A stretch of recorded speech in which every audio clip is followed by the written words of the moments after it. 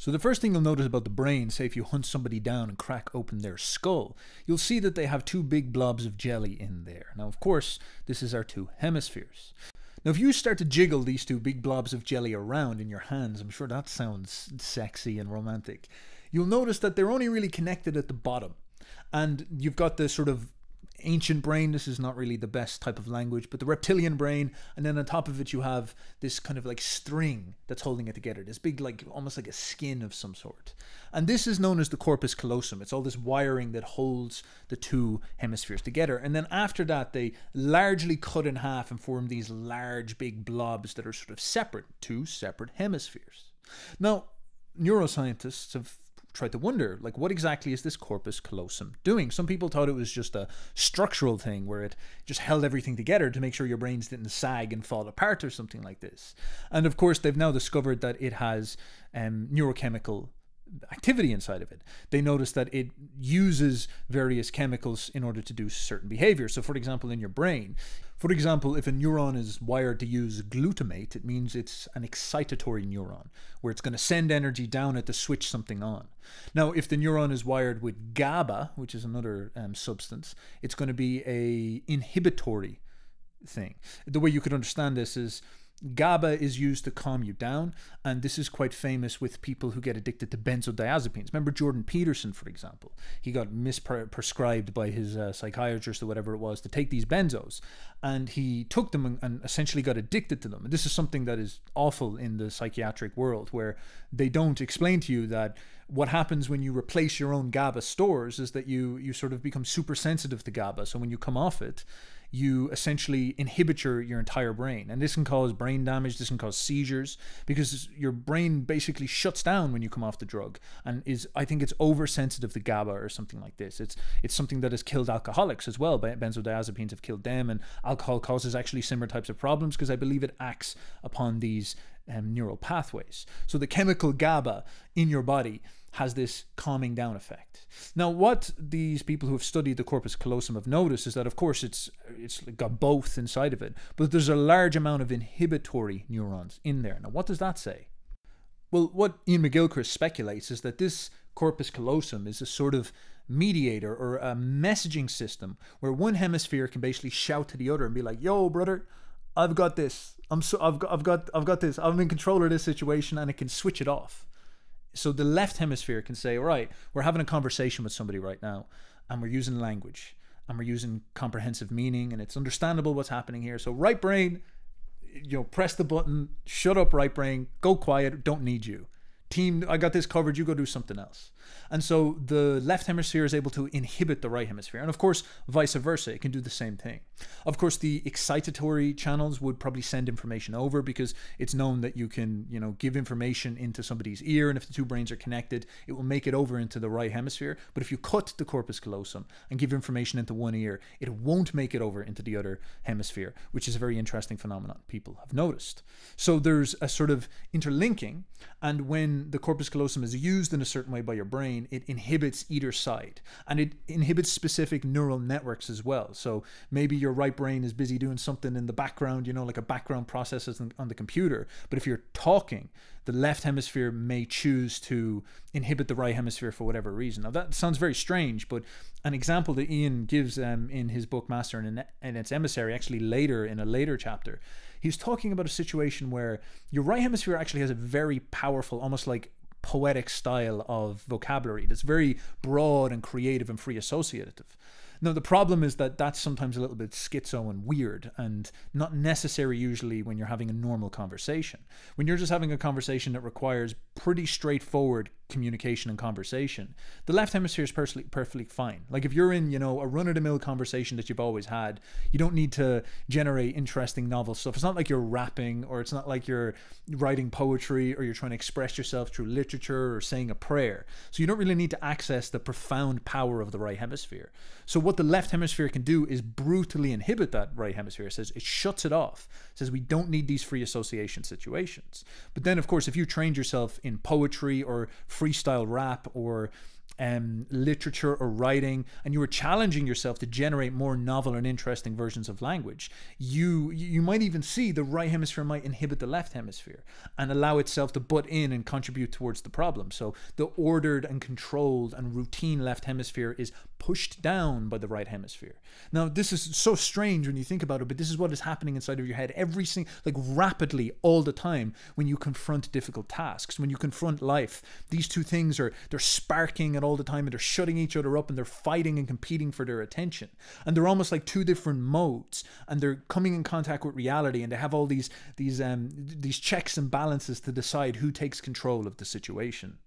Now, Iain points out brilliantly, and I guess I could say point number 2, that this leads us to a second suggestion. We'd imagine that as we've evolved, these two hemispheres have evolved to become more intertwined, to be more capable of talking to each other and doing all this little dance where they work out together. But this is actually the opposite of what seems to have happened. It seems like the more that we have evolved into more sophisticated mammals, the more our brains have actually separated, the more the corpus callosum has become a tentative binding thing between these two massive entities that have grown apart, and that our brain is actually not moving towards unity. That's actually something that more primeval and lower animals would operate with. And instead, our brain is actually moving more into diversion. Instead of creating a super system, this giant centralized brain, this Borg brain, this big blob brain, instead we're actually separating out into a team. The more advanced we become, the more we become two things, the more we develop a dual processor inside of our minds. Because it's like a marriage.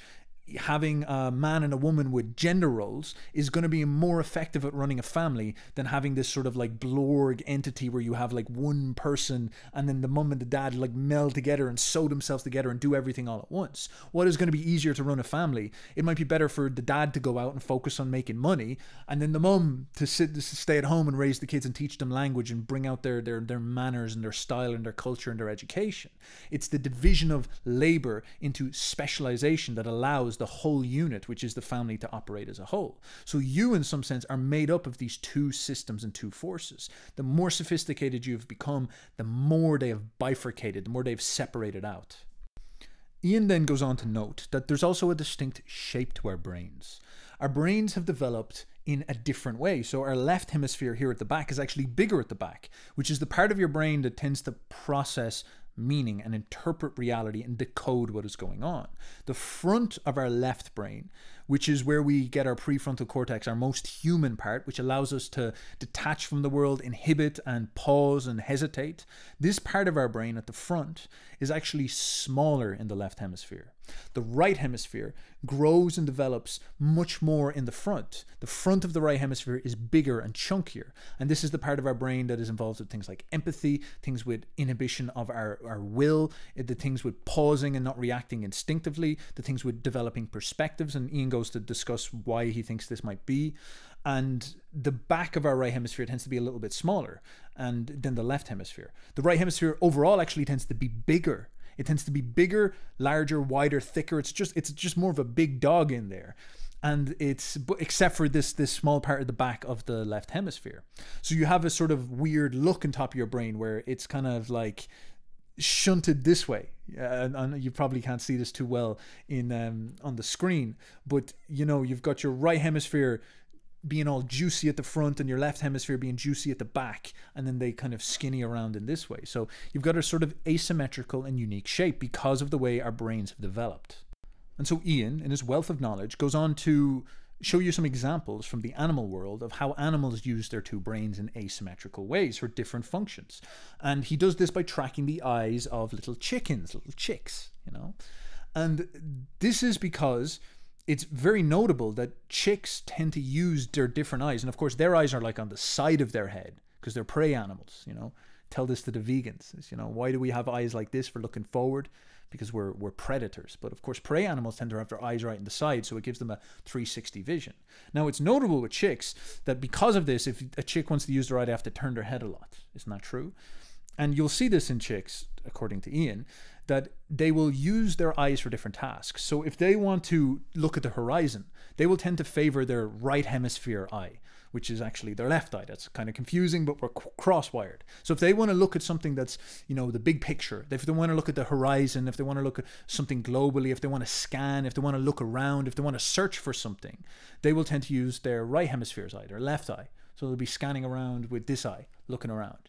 Now, as if they want to do something close to themselves, if they want to go, you know, peck at some, I don't know, your toes or something like this, if they want to attack, if they want to peck at a seed or something, or grab a worm, if they're going to go directed and very close and local, they'll tend to use their right eye, which is of course connected to their left hemisphere. They'll use their, you can maybe think of it that they're like localized functional eye, and they'll turn this way and start to use this, and it'll help them pick.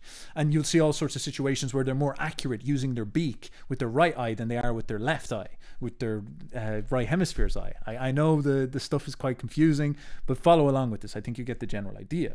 Now, this is something that is also noticed in a more intense and scary way, that the birds, especially birds that are prey animals, but also predator animals, like maybe a chicken which eats worms, but also has to watch out for like foxes and stuff like this. And they will tend to use their left hemisphere, this is their right eye, but their left hemisphere when they're attacking prey, when they're seeking something out. But they will use their right hemisphere when they're detecting a predator, when they're looking for danger, looking for something like this, even when it's inconvenient. So your left eye wires to your right hemisphere, which is the one that detects threats. And if there's a threat over on this side, away from the chick's left eye, it will turn around with its left eye to look at it. Even if it's inconvenient, it will spin around. And then same thing if there's like a worm over here and it's using your left hemisphere's right eye, it will turn around to use this and peck at it. So there's clearly some type of division of function going on here that's quite important. It's notable as well in things like eagles, you know, these big birds of prey, these predator birds. When they're going to swoop down and attack, they'll swoop down using their right eye, that's their predatory left hemisphere eye, and they'll use their right claw, just like you use your right hand. In boxing, you use your right hand to punch. So they'll use their right claw to grab onto it. So there's this alignment between, it's coming out of the left brain, it seems, in this predatory attack. Now, something that they notice in very intelligent birds like crows is that crows will use their left hemisphere's right eye in order to interact with tools. So say they make a stone, that they're going to drop the stone on a nut and crack it open or something like this. This is tool use in crows, is something that we see in birds, which is quite fascinating. Promethean birds, Jason Reza Georgiani birds, it seems. And they are doing tool use, but they will always wire themselves to the left hemisphere. They'll always use this functional, predatory, operational, grasping left hemisphere in order to utilize their tools, even when it's awkward. Say if the tool is over on, you know, their opposite side, they'll always move around and use that side of themselves. The same thing with language in birds. When birds are tweeting and communicating and using their songs and whatnot, essentially birds speak, if you will. Again, it's sourced in the same areas of our brain that we use language. In our left hemisphere, they use their left hemisphere for the same thing as well. So the framework that we have at the moment is that the left hemisphere is the predatory hemisphere, the one that attacks. It's to do with localized and clear focus. It's to do with what is close to you, and it's all about details and precision and, you know, stabbing at things and grabbing.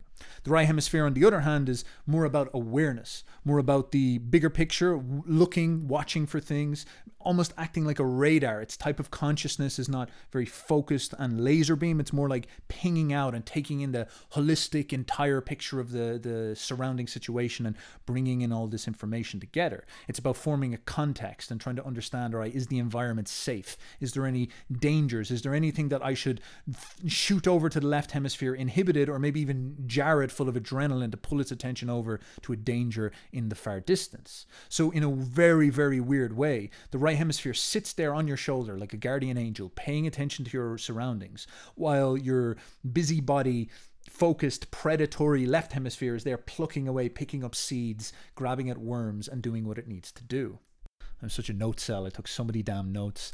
There was something I also was supposed to mention, which is so fascinating.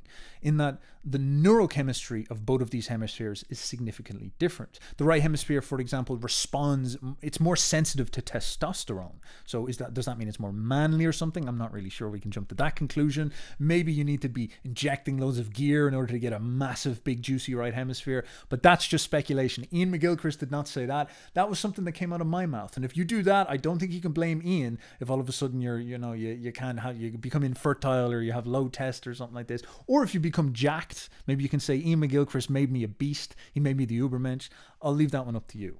But there is this chemical sensitivity and the asymmetry of chemical sensitivity between the two hemispheres. Now, more interestingly is the primary use of neurotransmitters. So the left hemisphere uses dopamine primarily. Now, dopamine, of course, is the excitatory thing that gets us hyped up about clicking on things and following things. Mark Zuckerberg got us all addicted to the internet because he realized that he could get a dopamine spiral going by giving people this little notification that made them think, oh, there's something here that I need to, there's a resource I need to claim out of this, social validation or information or something. So because of this notification popping up with like 9+ messages, we get addicted to clicking in and checking and scrolling and refreshing and clicking in and checking. And this is because our dopamine circuits are all tied up into this. It's actually quite genius what he did. He wired our brains with the machines and basically destroyed the human race. And the left hemisphere is geared this way because, of course, what does the left hemisphere do? It gets excited in hot pursuit. Cocaine wires itself onto the dopamine circuits. So if you want to experience what this is like, go take some cocaine. There you go. And you go and you search out and you can experience what it's like to be a pure left hemisphere without any inhibition from your annoying big brother guardian angel right hemisphere on the side of your shoulder holding you back. So the left hemisphere is a cocaine addicted predator that gets caught up in the narrow details of what it is doing so it can do jobs efficiently. The right hemisphere is geared to have big vials of adrenaline. So when it wants to shock you, when it wants to butt in and tell you there's something dangerous, it has all these powerful neurochemicals that can get sorted out. So when you think about it, the two hemispheres are like these giant drug pushers, and they're fighting over which drugs they're going to pump you with to decide which feelings you have. Your brain's actually kind of crazy when you think about it. Because the right hemisphere, what is its job? It is a guardian. It is a watcher. So it sits there on your shoulder, goes into the background, sort of unconscious, and pings information and looks for broad patterns. It actually looks for archetypal dangers, if you want to think about it this way. And when it detects a threat, then what it'll do is it'll unlock one of its vials of adrenaline and start dumping it into your body, and all of a sudden draw your attention over to what you need to do. It'll actually literally almost like inhibit or grab the left hemisphere and pull its attention away and point it towards the horizon. Now, if you want to think about what this is like, here's a little story about me going for a walk the other day. I was walking around Ireland, and I was going up the road, and there was a big worm on the floor, big, pink, massive worm. I don't know what do we be feeding the worms in Ireland at this point? But this beast of a yoke. And of course, I'm just walking around dilly-dallying, thinking about Iain McGilchrist, whatever it is. And in the corner of my eye, you know this experience, in the corner of my eye, my mind, my right hemisphere, I guess you could say, because I'm busy chattering away to myself, and my right hemisphere detects the archetypal image of a snake. This context-deriving pattern recognizing right hemisphere detects a snake-like entity, the dragon of chaos, in the lower field of my vision, which is exactly what my primate ancestors would have been terrified of.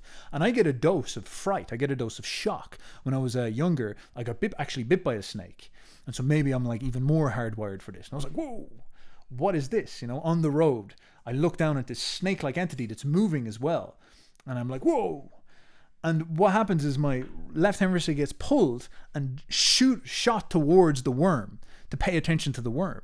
And then what my left hemisphere has to do is try to decode and bring into order what that worm is. So the right hemisphere jolts me full of adrenaline. I get this big shock of adrenaline. I look down and I'm like, what is that? And then I realize, it's a worm.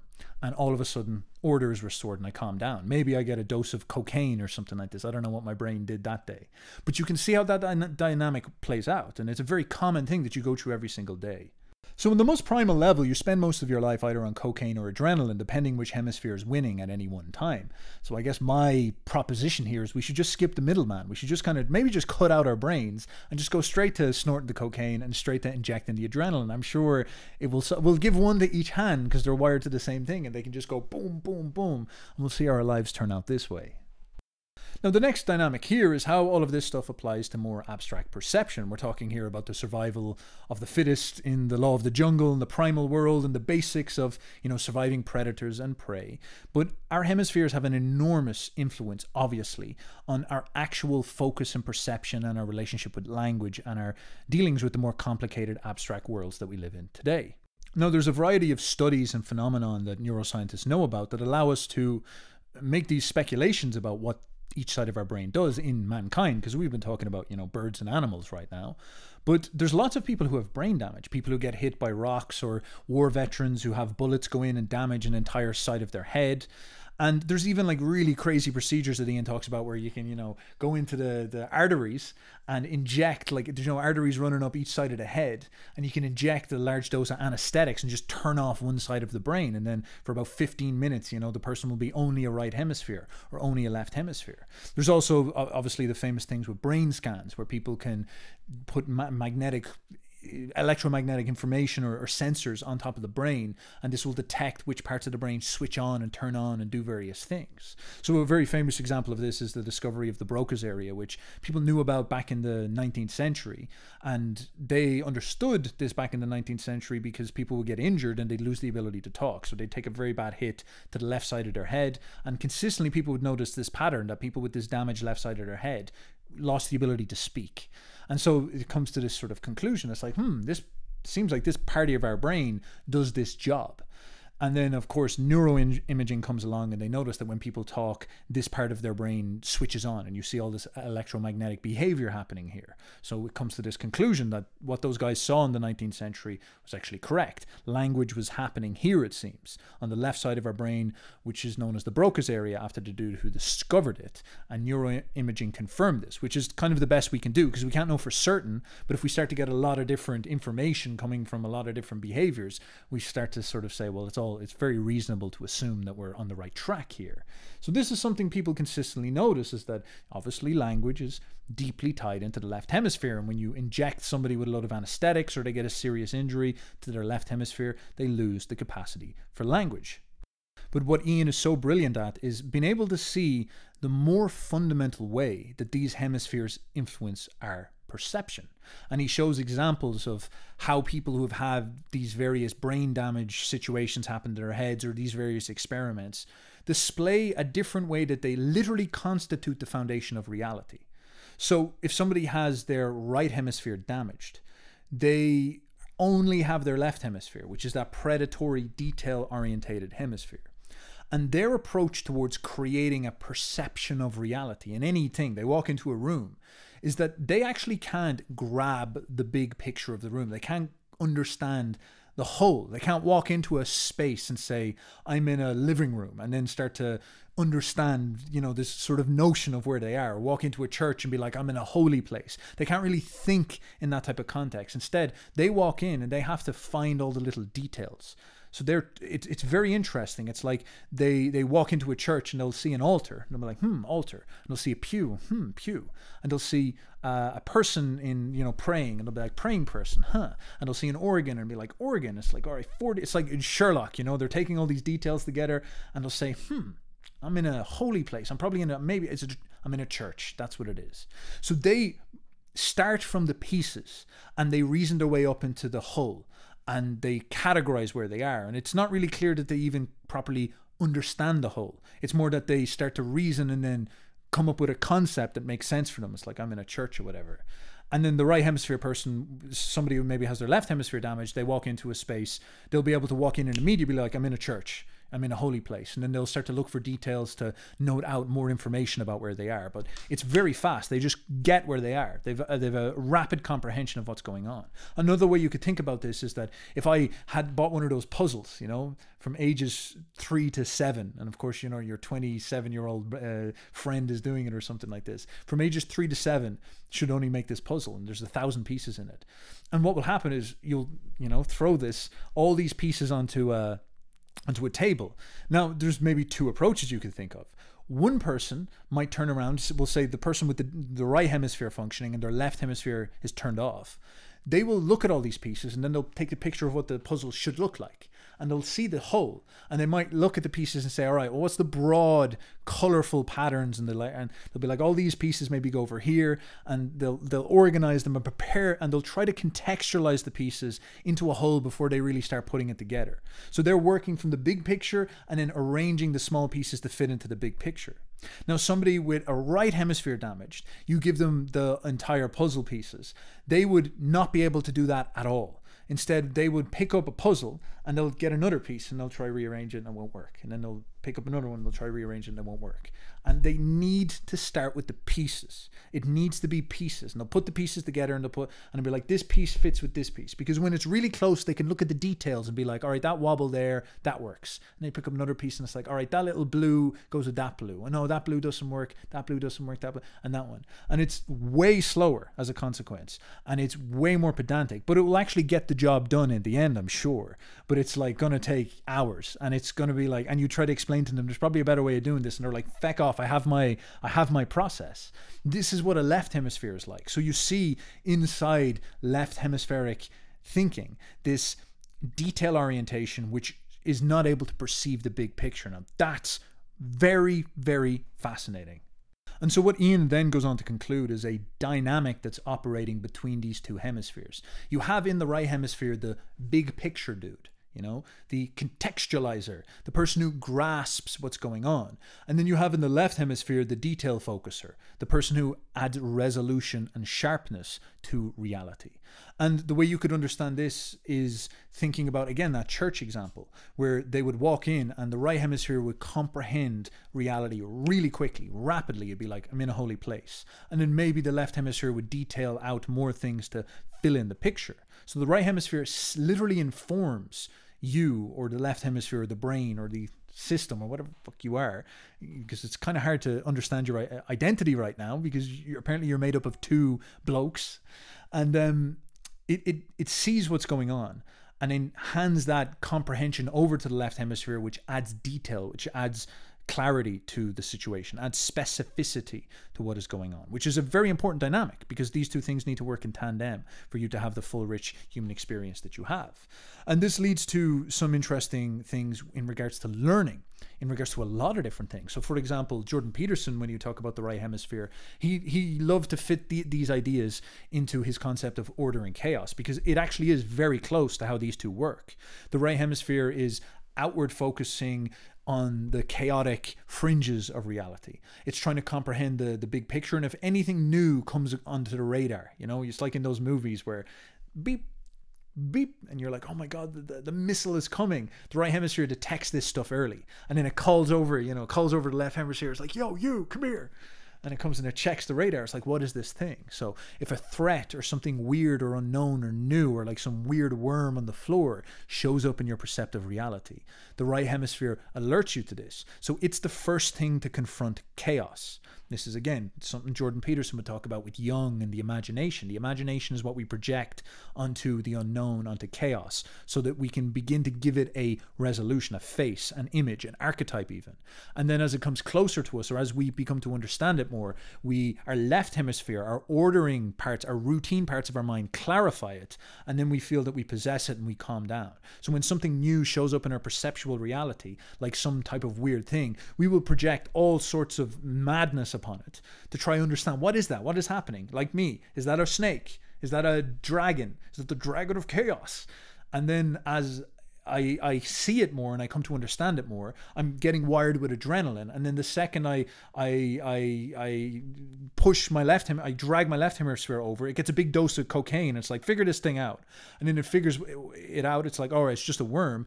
And then everything calms down. Then all of a sudden I'm satisfied. I'm like, boom, all right, reality encoded. I'm happy again. I'm back in, the hero's journey is finished. I'm back in the village. It's almost like Joseph Campbell's monomyth happening in a second, you know? You're happy, going for your walk, and then you see the weird dragon-like entity slithering across the floor, and you fall into chaos, and the archetypes and the monsters are all there, and you have to fight against it and perceive.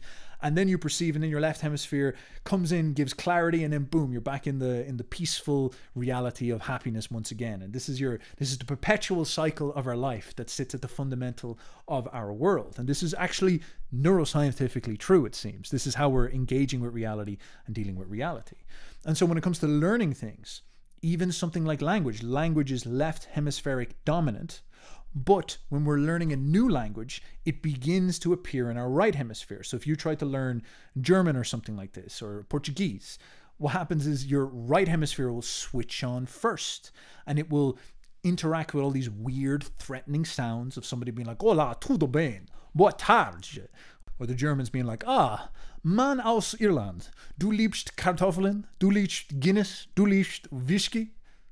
So in your interaction with a new language, which is composed of patterns which you don't understand, your right hemisphere projects itself upon it and tries to grab it and form and make shapes and comprehend and explore and discover this new threat.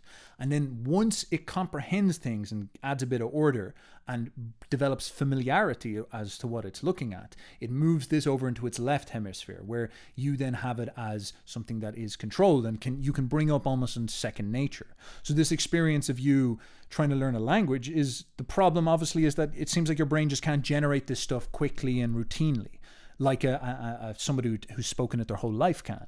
And this is, of course, because you're still at the stage where you need to actually digest the language out of the low resolution right hemisphere and then bring it into clarity of the left hemisphere and consolidate it, which at that point then you'll be able to generate it and use it in a routine way, which is the process that you see happen inside people's heads. You see this again with music. You get a musician, give them a new piece, right hemisphere sparks up, and then they transition that over into the left hemisphere as they know it, and at that point they can play it without really thinking.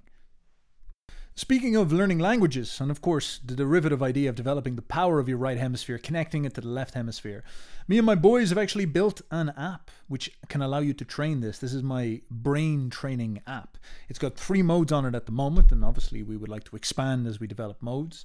And they are exercises that you can do every single day that will train your capacity to get these 2 parts of your hemispheres working. So this part of it, this is part of Flash App as I call it, is the language section. And what we do here is we have a voice AI basically that has been trained, like we've trained it, to communicate with you and essentially act as a teacher. And it sends you phrases, new novel phrases. You can also role play. It can also give you information about what the meaning of words are. It does it all, my friends. Now, the reason why I saw that worm I was speaking about earlier is because I was out on my walk and I was doing my training for the day. I designed this app essentially to fit into a really effortless routine because I'm a busy dude. I don't want to LARP as if I'm important, but you know, I have stuff going on and I'd like to obviously continue to work on my mind. This is something I'd like to do for the rest of my life, and it's a bit difficult to do this. Like, how do you work on your mind? How do you develop your skills consistently? And so walking and using voice is always the thing that I like the most, because I notice when I'm walking, I'd listen to podcasts. I hate staring at my phone. I hate all these brain training apps and stuff where you have to be staring at your phone, or these language apps where you have to be staring at your phone and filling stuff in. I hate that stuff. Because it's like, first of all, you're going to get hit by a car. Second of all, people are going to rob you if they see this. You're staring at your phone. So why couldn't we get something that's fully designed on voice, something that you can interact with and speak with and communicate with while you're going for a morning walk? So it's like a perfect habit. You're going out for a walk, you're burning calories, getting your 10,000 steps in. So this is like, you know, you can do a 30-minute walk if you want, something like this. And you're getting your steps in. And while you're doing that, you're also working on developing a new language. You're working on your writing skills with the other Flash App mode, or working on your visualization skills, getting your imagination switched on, ultimately improving the quality of your mind. And I've trained all of these modes to be able to interact with you and act as really effective trainers that will be able to give you feedback and help you do what you need to do. So for example, in this language mode, I've trained this to listen to you and practice doing scenarios with you, which is how you actually use and learn language. So we pretend that we are in a restaurant in this one. I say to it, I'd like to work in German today, and I'd like to practice being in a restaurant and ordering food. And I'd like to ask them to hold any mayonnaise in the food or something like this. And so this has been trained to help me pronounce, give me feedback. You can even ask it questions like, what does this mean in English? And it will be able to break it down for you in whatever situation you want. So I'm very impressed with it. I've had obviously devs working on this. You can see Flash App Dev up there. This is the dev bot at the moment.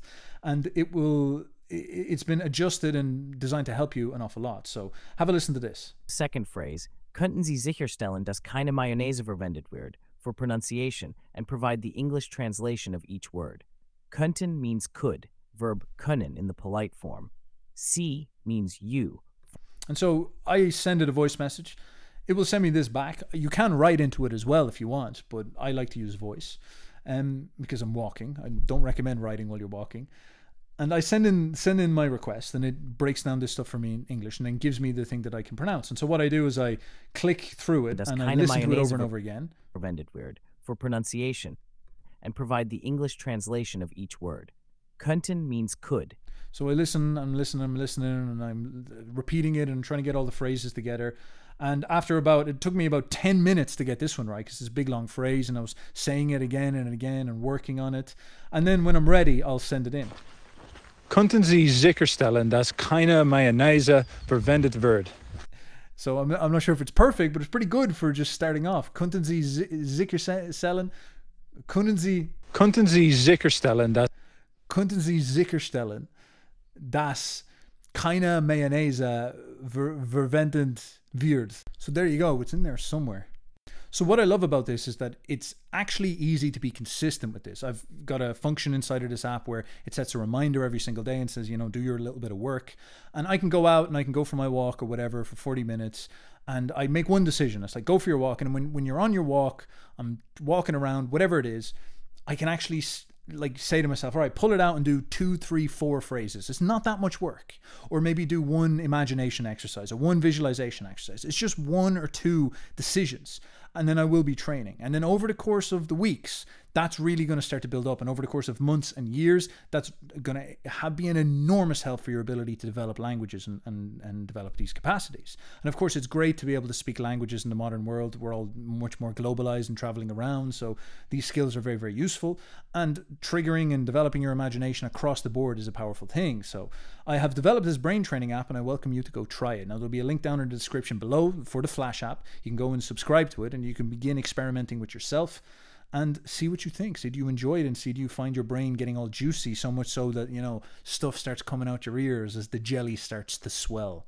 Now, going back into Iain, once we've established this dynamic of order and chaos, the eternal Tao is present within our minds, it seems, he begins to discuss how the left hemisphere is very much related to clutching onto a perception that we consider canonical. So we have a way of seeing the world which is dogmatic to us. This is our ordered palace of comprehension.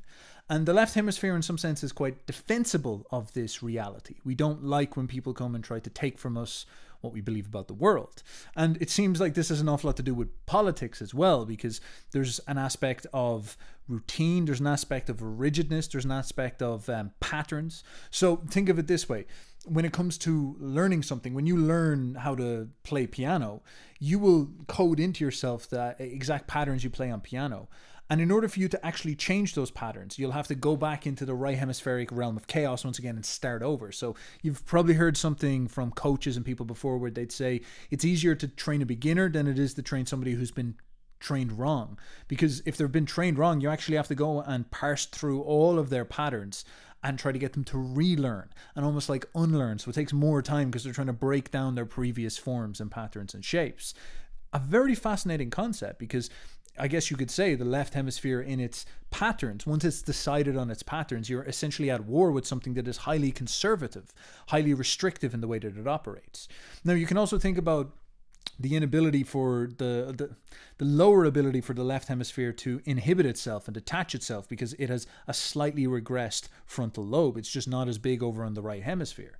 And this means that an awful lot of the way that it acts is that it's routine based, very much so, and dogmatic. And we even see in terms of group politics, the left hemisphere dominates the thinking of group politics, which is led by jargon and simplistic concepts and simple categories, not richly nuanced, intelligent individual perspectives, but instead like a simple idea is dominant in politics, because that's how you rule a mob. You must give them simple comprehension, simple jargon, simple propaganda, simple ideas. Now you compare this then to what the right hemisphere can do, which is, it's almost like it's anti-order in a way. It's often operating as the devil's advocate. It's trying to find the Jungian shadow of everything that happens. So you would have a way of seeing reality, and the right hemisphere is literally trying to find the exceptions, trying to find the holes, trying to be the devil's advocate for your position, trying to always look at the opposite side. It's obviously a mark of intelligence to be able to do this. And why would the right hemisphere do this? Well, it is probably doing it for the sake of fail testing your position. It is looking for threat detection, and it's basically wired to seek out paradox and irony and problems, because that's what allows it to see danger and allows it to see opportunity even, and allows us to see things that are outside of the realm of comprehension that we're used to. It's also capable, because of its greater development of the prefrontal cortex on the right side, it's got more of a capacity to shift perspectives. It can halt. So this is what the prefrontal cortex does, is it detaches. It's like very Buddhist, you know. It allows us to detach from our reality and our patterns and our instincts. So the right hemisphere is this incredible power to detach and generate alternate perspectives and think laterally. And this is actually well studied as a very effective tool for high quality thinking. Is that if you're coming up against a problem, here's like a little trick you can do, you know. You pause and you generate 10 possible solutions to that problem, and there's a huge likelihood that one of those will be a very, very good solution. And it's usually not the first, and it's probably not the last. It'll be some random one in the middle, because the act of you generating lateral ideas will probably get you to switch into a slightly more creative mode. You'll generate one possibility, and your genius will come out quite naturally and show you a solution. Whereas if you try to solve the problem by, you know, continuing to think about it in the same paradigm you're in, you'll often find yourself not being able to solve the problem. And people often talk about this thinking experience where, you know, they'll come up against an issue maybe in mathematics or some type of piece of writing they're doing or some type of study, and then they leave and go away and daydream or do something else, and when they come back, they'll have a solution just pops into their mind, or the idea, a solution will pop into their mind when they're out for a walk. And of course you could say that this is the right hemisphere, which acts in the background an awful lot of the time, working on the problem, coming up with alternate solutions, churning away there while we're busy doing something else. And then once it captures this idea, now this is a very crazy thing to think about, but once it captures an idea it knows will work, it sends it over back to the left hemisphere. So think about what this is suggesting happens. It seems like the right hemisphere is a conscious entity, which it is. It's got intelligence and its own way of operating. And you sit down at your laptop and you're trying to figure out a mathematics problem, and you can't do it because your left hemisphere, your focused, predatory, dopamine, cocaine addicted left hemisphere is hacking away at a problem, and you say, I can't do it. And the right hemisphere realizes that you've been hacking away at the problem, and it's paying attention to this, and it grabs the information, and then you get up and you go and you go do something else. And so your left hemisphere, your conscious mind, gets caught up planting plants or going for a walk or trying to learn German or whatever it is. And all while that is happening, maybe the right hemisphere is conscious in the outside of your imagination, in the fringes of your consciousness, or maybe even outside your consciousness. It's busy working on this. And then when it finds an answer, okay, so there's some type of thought process happening outside your conscious thought process. Think about that. And then when it finds an answer, so it daydreams a little bit in the background, and then when it's like, oh crap, that's going to work. So it makes a decision for itself, which is crazy in and of itself. And then it uses its resources, which is a vial of adrenaline, to shoot back in and bring your attention back to it. And then it starts to shove in the solution to you. So it shoots you full of adrenaline, and then your conscious mind is like, whoa. And then it flashes the answer to you, and you get this dose of euphoria. Oh yes, that's a solution. And then you run back and you have the solution to the mathematics. And so you haven't thought through anything. You've actually gone and distracted your conscious mind. But because you've gone out walking, this right hemisphere has done the job in the background. Lots of people describe this phenomenon, and they use terms like the subconscious and the unconscious. They use like psychoanalytic terms to describe this. Now, Iain McGilchrist does not suggest this. I'm sort of speculating here, but what if the right hemisphere is that entire subconscious that is doing that operation? Because it would make sense. Everything else we know about the right hemisphere and the left hemisphere is that the left hemisphere is the conscious mind, and the right hemisphere is operating essentially as this entire other entity that's able to work in the background, that's bigger, heavier, has a more developed prefrontal cortex, has imaginative capacities, lateral thinking. It's like, you know, we're getting pretty close to what we were looking for there, and it seems like we're staring at it right in the face. And somebody like John Cleese, for example, speaks about this, where he writes a script and then he goes and he leaves, and he comes back and he's lost the script and he's furious. And he gets really angry and he shouts at his wife or whatever. And she's like, oh, come on, let's go and do something and we'll come back later. And he's like, all right, whatever. And so he comes back later and he says, head to hell with it. He calms down. He's like, I'll rewrite the script. He rewrites the script. And then his wife finds the other script. And she's like, oh, you left it on the toilet or whatever it was. And she's like, oh my God, of course. And he reads through it and he realizes the new one he has written is better because his mind had an opportunity to rework the script. And so when he wrote it out again, it got better. And the old script that he had, he could throw away. Again, demonstrating this sort of background processing, and there's an intelligence to this background processing. It's a scary thought. Iain later mentions in the book the neurochemistry of memory. So the right hemisphere has a greater capacity for memory, specifically sustained memory. So the right hemisphere's adrenal circuits, the neurons in your right hemisphere don't get fatigued by doses of adrenaline. Most of your receptors in your body, when they get a dose of adrenaline, they quite quickly fatigue, your brain included. Like if you get a big dose of adrenaline, it's going to wear you out. But your right hemisphere is different. Your right hemisphere's neurons are able to take they're good. They've got a high tolerance for drugs. They're like Ozzy Osbourne, you know. They can take a lot of adrenaline and they won't fatigue. They won't burn out, which means that they can get excited and they can remain in a sustained state of excitement or attention for a long period of time, meaning that it actually makes sense that your left hemisphere needs to focus on something and then it will get up and it will have to do something else. But your right hemisphere could stay sparked and holding focus on that topic for a long time, for like, you know, maybe 30 minutes, an hour, maybe longer. And it also has a longer working memory as a consequence of this. So it's, and what's crazier and crazier and crazier about this is that all of this capacity is an unconscious asset. It's not something that you actually hold in your left hemisphere's conscious mind. So all of this stuff takes place outside the realm of your awareness. So there is a force that's better at memorizing things, able to stay sustained and hold a long focused attention on problems and work in the background while you're doing other things. It's like, man, that's just so wild, because we've heard about this. You hear about this from those law of attraction people, like your subconscious mind is always helping you and all this. And it's like the neuroscience is sort of saying this is true. It's like this is saying this is the subconscious mind is right there behind your right eye, ironically, even though your right eye is wired to your left. Now, something that I mentioned before is that the left hemisphere has obviously the dominance over the concepts of language, but the right hemisphere is actually capable of using language as well. The left and the right hemisphere in the relationship to language is also quite interesting, because the right hemisphere has control over things like humor, irony, things like style and poetry and music and rhythm.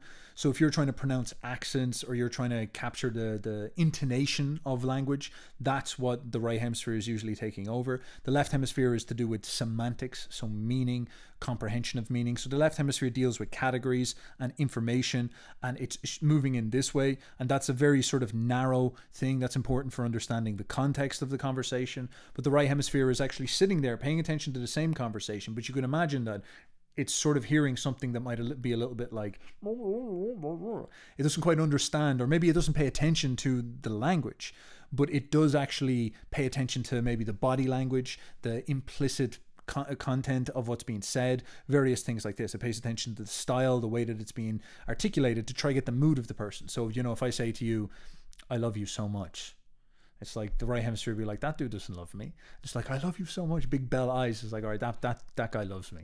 And there's a different comprehension of this based on the way it's said. It's not what you say, it's the way that you say it. Your right hemisphere is dominant for this.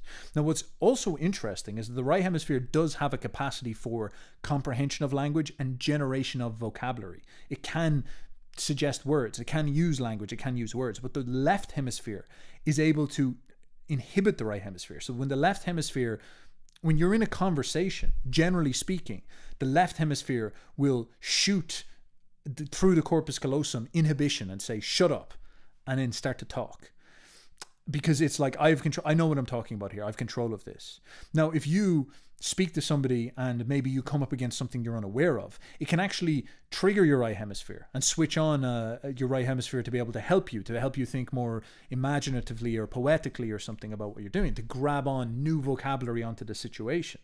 Now, I'm not quite sure exactly how this would work, perhaps in a normal conversation, because it would sound like you're having a bit of a schizo breakdown or something like this. Maybe if you're having a conversation and you and your friend are making jokes, you'll always notice that some of the most fun conversations you have are when you and your friends, you start with some silly statement and then you start to get inventive and you try to outwit each other and make sillier and crazier and funnier ideas and create scenarios. So this highly creative, entertaining, exciting way of conversing and playing, this is where you develop all the love for people and you develop deep friendships, and it's all to do with, again, your right hemisphere switching on and these creative parts of your mind coming into fore. And of course the right hemisphere is capable of doing this, and it actually shows that it has a much better free association capacity.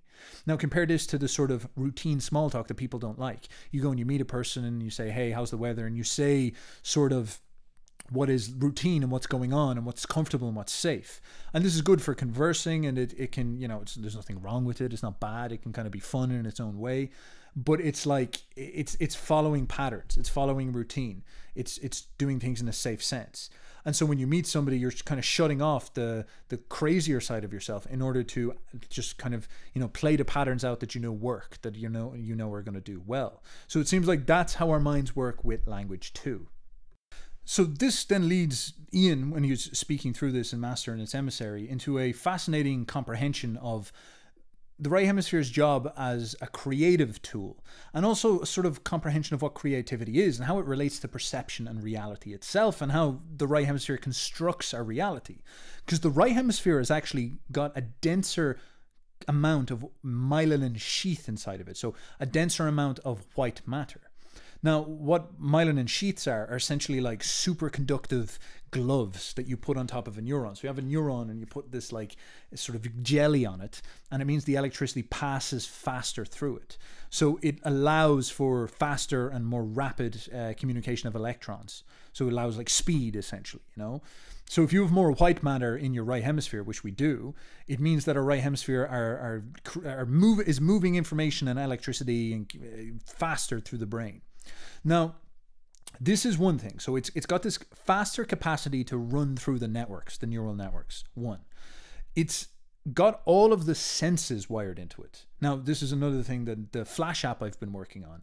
I've got an exercise called the Flash, which is designed to get you to train to work on your senses. And I was taught to do that to learn how to write better. And it's only now from studying this stuff have I come to understand, oh my God, this is why this was such a powerful exercise, because it gets me to pay attention to my senses and cut out abstractions. Abstraction is the jargon of the left hemisphere. The senses are the channels that feed into the right hemisphere. And so the right hemisphere is wired to your sense of touch, your sense of smell, your eyes, your ears, your auditory experience, your kinesthetic experience, the things that are going on psychosomatically inside of your body.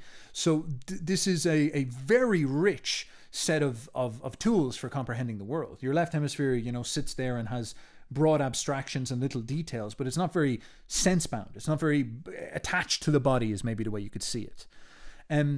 But the right hemisphere is much different. The right hemisphere is using so many different channels at once to gather in information. What are you hearing? What are you seeing? What are you smelling? What are you tasting? What are you feeling? And it's doing this all in the same instant. It's bringing all this stuff into this big blob of rapidly shooting myelin sheath that are sending around information really, really quickly. So it brings in the broad array of all the senses into this big cluster of rapidly moving myelin sheath. And then this leads to also the capacity for the right hemisphere to world build faster. It's able, as we said earlier, with the idea of walking into a space and create a comprehension very quickly, and create a comprehension of three-dimensional space. Remember, it looks at the horizons, it watches out for threats. So it's like building a reality. What's behind me, what's in front of me, what's underneath me, what's above me, how far is this stuff away from me, what's close and what's far. The left hemisphere is just like, or looking really close and being like, well, where's the seeds, where's the worm, where's the seeds, where's the worm. The right hemisphere instead is ignoring this Or maybe being aware that that's happening, but instead, you know, stretching out far into the distance and doing all that, and doing this huge big job all at once to create a world perspective. So the right hemisphere is almost like like an artificial intelligence builder, or an artificial reality builder. It's trying to stretch out and use all the senses, put them into this rapidly electronic brain, you know, all these myelin sheaths, to create a dimension, a perspective, a reality, a world vision, so that it knows where it is. So it's a comprehending what reality is like. Now, this builds on everything that we've been saying before. The right hemisphere is the broader perception builder, the context developer, the connector that puts together the collage of your reality around you. Your left hemisphere sits there and stays in its little narrow tunnel and does jobs and does focused attention and organizes tasks and focuses on the little details. And they operate like a team. Now, this is where we get the concluding thesis, or the big idea out of the master and its emissary. It seems like the emissary, the operator, the soldier deployed by the general, is the little left hemisphere, which is your conscious mind. The thing that you are, the thing that I think I am, that I call Steph, that I'm talking to you right now, is the left hemisphere. This is what I'm focused on. But there's literally another dude in there, or another girl, whatever you want to call it, in my brain that's right now putting together a comprehension of this reality and thinking about everything that's going on, and it's contributing to this whole other focus and attention that's way broader and way more comprehensive, and thinking about so many different things and putting together a bigger picture, and deciding if it should allow my left hemisphere to pay attention to what I'm doing here. Allow me, essentially, to, you know, do my job. It's sort of waiting to make sure that nothing goes wrong. If some explosion happens in the window, or some scary figure passes by, it will distract me and bring my attention over there to see what is happening. So this relationship inside of your head is that there's two forces. There's two entities. And one of them, this right hemisphere, has this incredibly creative capacity to control perception itself. So there we go, my friends, the incredible power of your two hemispheres. What we have here is a clear psychology of the future. Because what was the psychology of the past? You had somebody like Carl Jung proposing that you are constituted of many different parts. You are a broken puzzle that you must put together if you wish to get the most out of yourself. And he would call this individuation. He would call this integrating the archetypes. And Jung's story is that you had this anima, the soul inside of you that you needed to talk to, and she'd manifest you like the muse. You had to learn how to tamper your ego, get it to interact with the shadow realm. And the idea, of course, is that some type of benefit would come from doing this. But this benefit is not too illogical. Think about what you must do in order to become an excellent athlete or an excellent martial artist. You have all these systems within your body, your breathing system, your heart, your muscular system. You have your arms. You have two opposing arms that do different jobs. And if you want to be the top performing martial artist, you want to be the best athlete that you can be, it's your job to try synthesize all of these systems together and coordinate them. And that way you can get the most out of yourself. But of course, that is not going to happen if you don't train, if you don't work on pulling yourself together, transforming yourself into a whole instead of a distributed warring set of objects and systems that don't function and don't operate together. And it is very similar with your mind. This is the suggestion anyway of the psychology of the past, that you have these forces, these unconscious powers inside of your imagination, inside of your mind, inside of your soul. And if you can orientate them, they can actually come to enhance your life, or at the very least not get in the way of you trying to live. And so is this what this Iain McGilchrist paradigm is suggesting to us? That there's a physical basis for understanding ourselves as broken up into pieces, and there's an advantage for us putting ourselves together in an intelligent way. What exactly would that look like? Well, I can't say for sure because people don't tend to speculate in that direction, but it looks like it is about understanding the different roles of these forces and learning how to let the other side in, specifically the more shunted and disrespected right hemisphere. Now you might be saying to yourself, is Steph going to start getting me to do something crazy and weird? Do I need a new crazy self-help routine on top of Huberman getting me to lick the wall? You know, I'm doing cold plunges in a freezing cold lake outside my house. I'm already getting my dog to bite me, to wake me up with the pain impulses shooting up through my limbs. What could I possibly have to do now? Well, interestingly, in order to synthesize these two hemispheres, to switch on the right hemisphere and get it communicating with the left hemisphere, you don't need to do too much new. You already know things that you're supposed to do. The problem is that you know them, but they're very hard. Learning anything is going to switch on your right hemisphere. I think that's abundantly clear. Doing anything new is going to turn you into a more of a right hemispheric person, or it's at least going to switch that part of your imagination on. Now, this is quite an interesting thing, because you will notice that people nowadays, first of all, are way less skilled than they used to, because they spend all their time on their phones, sitting there, like, you know, they don't have skills. They don't develop capacities. They don't develop competencies. They don't go and learn instruments that much anymore. They don't really learn languages, because not everybody speaks English. They don't try novel things. They're information people. And of course, information, the internet, is left hemispheric. It's where you organize and categorize meaning, but it's not developing you. It's not forcing you to go into the realms of the unknown, if we're to get very Jordan Peterson. So taking on an ethos of being a lifelong learner and pursuing skills specifically is definitely going to help you.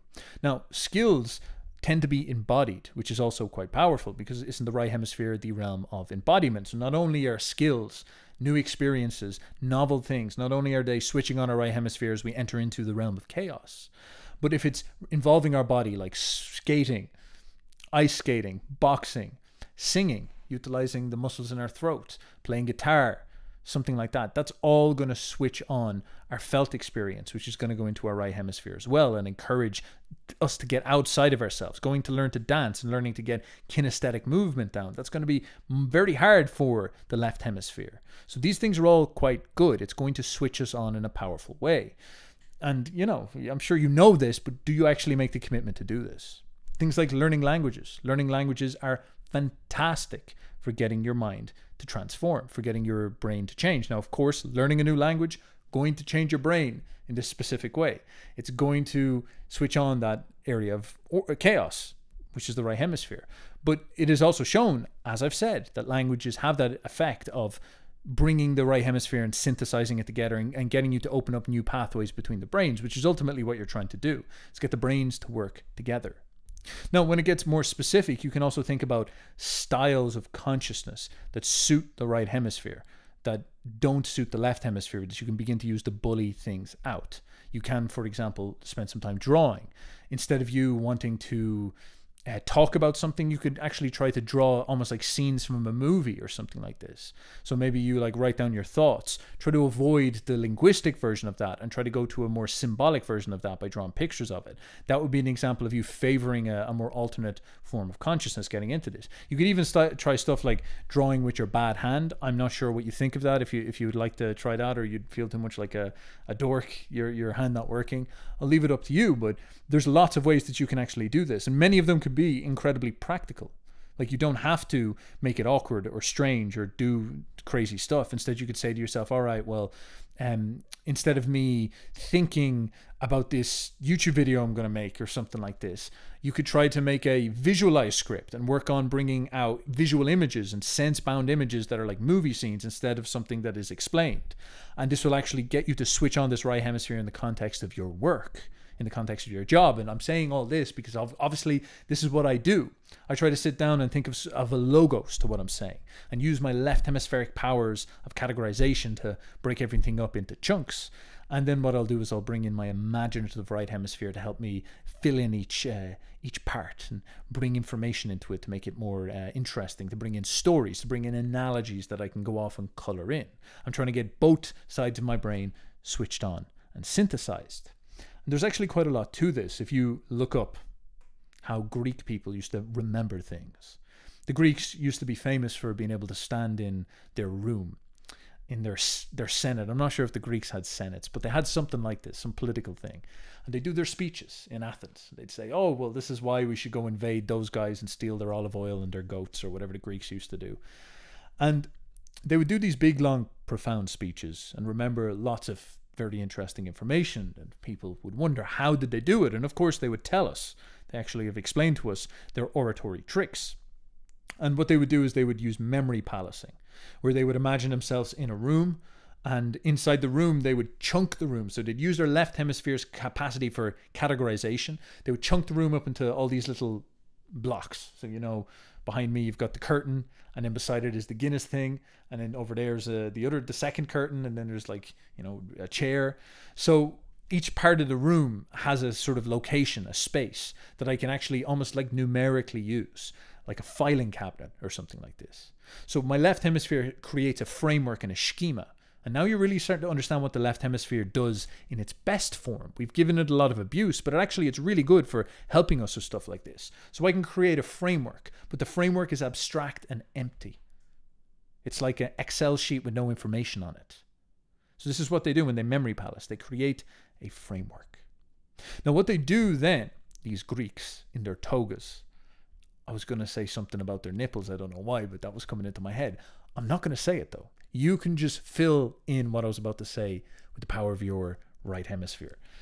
Back to what I was saying. These Greeks in their togas, they create frameworks and then they populate each of those chunks, each of those steps with an imagined image, with a association, a visionary association as to what they're trying to remember. So if they're trying to remember a long speech or a shopping list, although I doubt they brought that up in the Senate too much, unless it was the nation's shopping list, they would create a framework, and then each point, you know, here, if their first point was to talk about the gymnasium where they keep on running out of olive oil because the bodybuilders are all actually using it to cook eggs or something like this, they would have that as topic number one. And so maybe they have this image of a oiled bodybuilder in the gymnasium in Greece standing beside the curtain. So they imagine it inside of their imagination. Slot 1 is that character.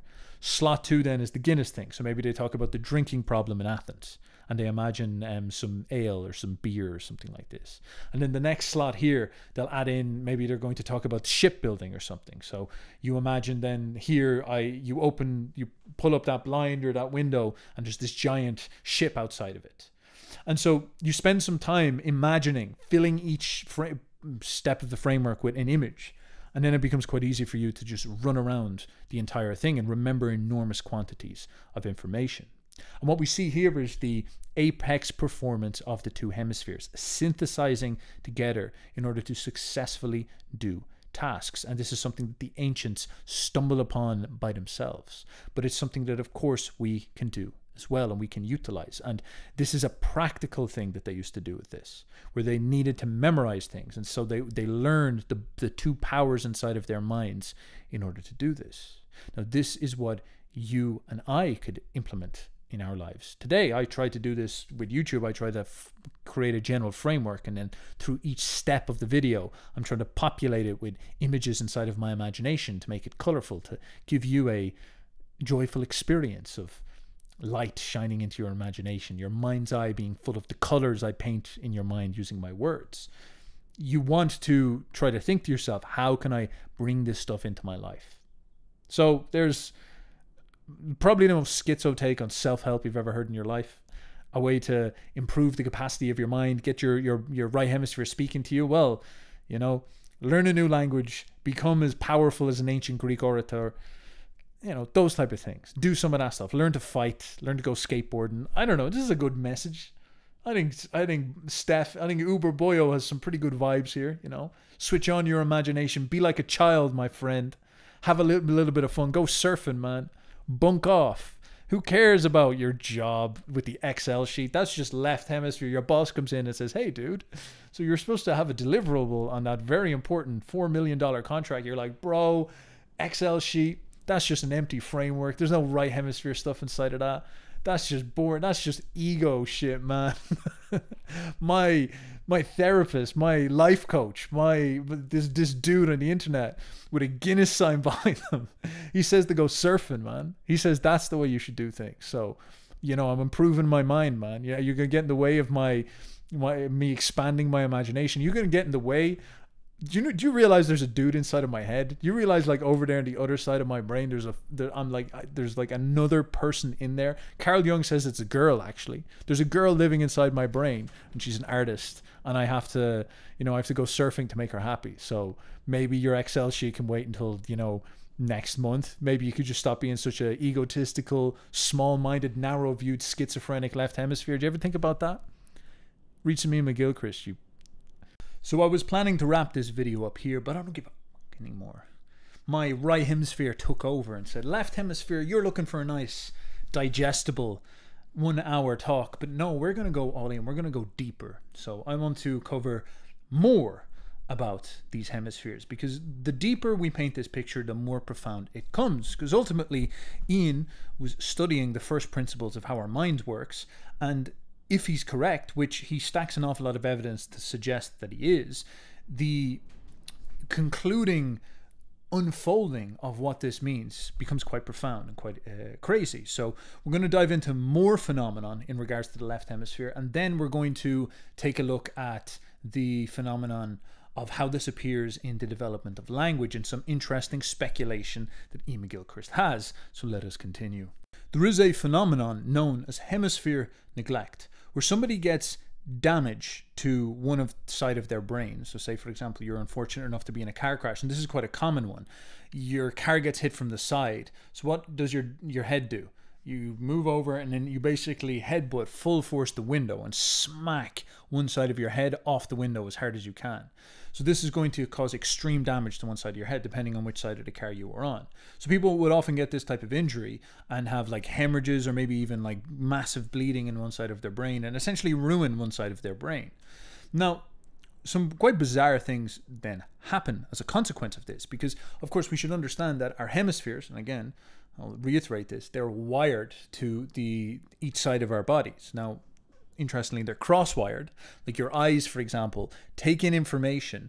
The information is, first of all, it's upside down. So when it comes through your lens of your eyes, the image that you're seeing right now is coming in through the lens of your eyes upside down, and your body, your brain interprets that and puts it right side up. So right now, through the actual lens of your eyes, the world is upside down. The ceiling is the floor. We all live in Australia, basically, and your brain is in a split second reorientating that to be right way up. That's quite profound. Like I don't even know what to make of stuff like this.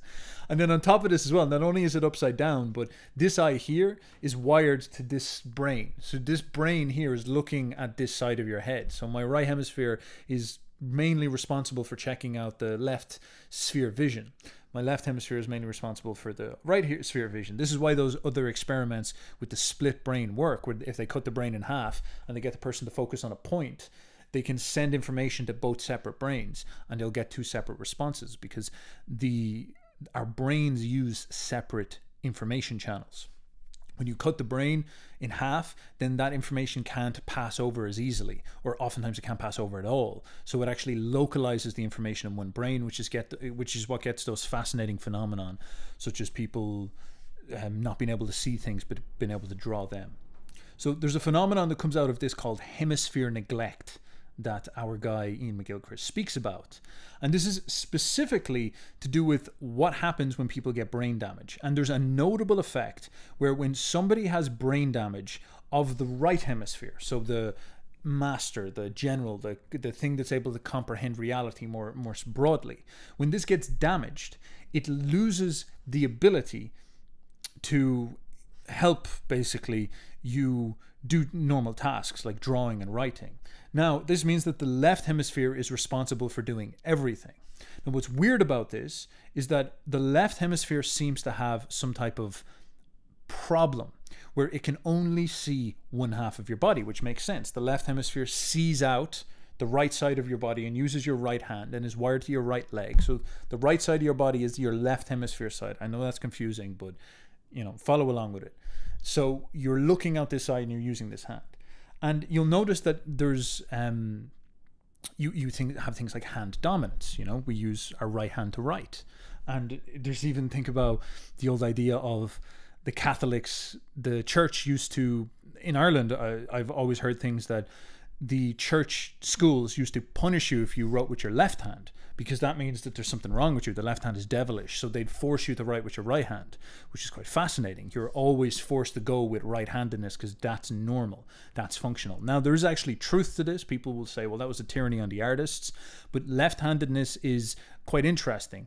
It's biased towards genius or disorder. So if you're left-handed, it's likely that you've got brain damage, you've got a malformed brain, a malnourished brain. So it's a sign of brokenness, a sign of damage, a sign of something gone wrong when you get left-handedness.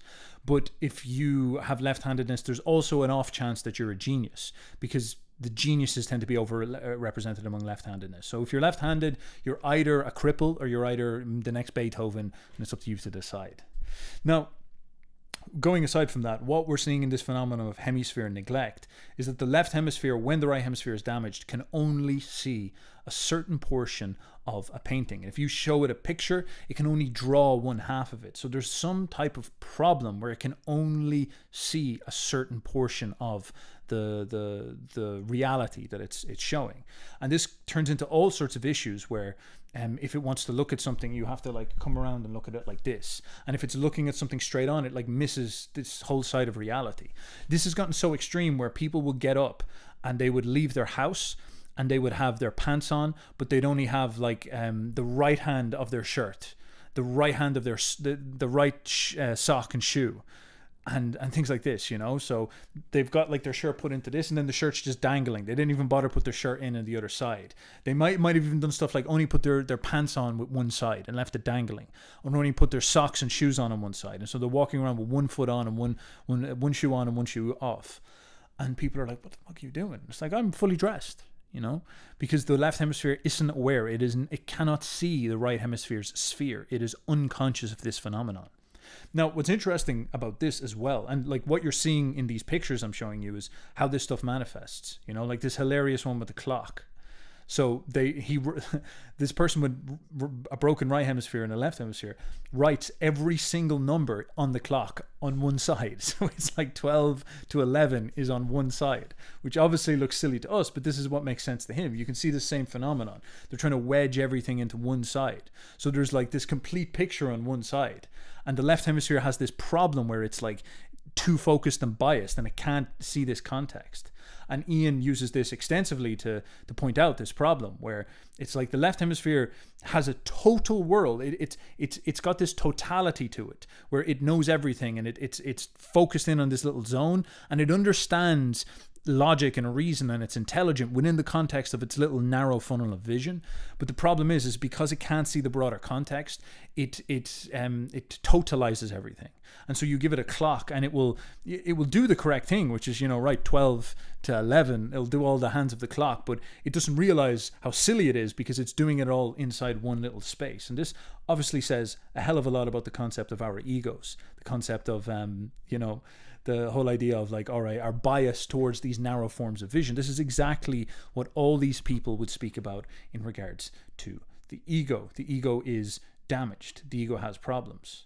Now, the interesting phenomenon here, things get even more crazy, is, yeah, so here's like the sort of idea of like what the neglected experience is like. They only see this. But again, this is quite difficult to understand because they don't perceive the other side. They are unconscious of the other side.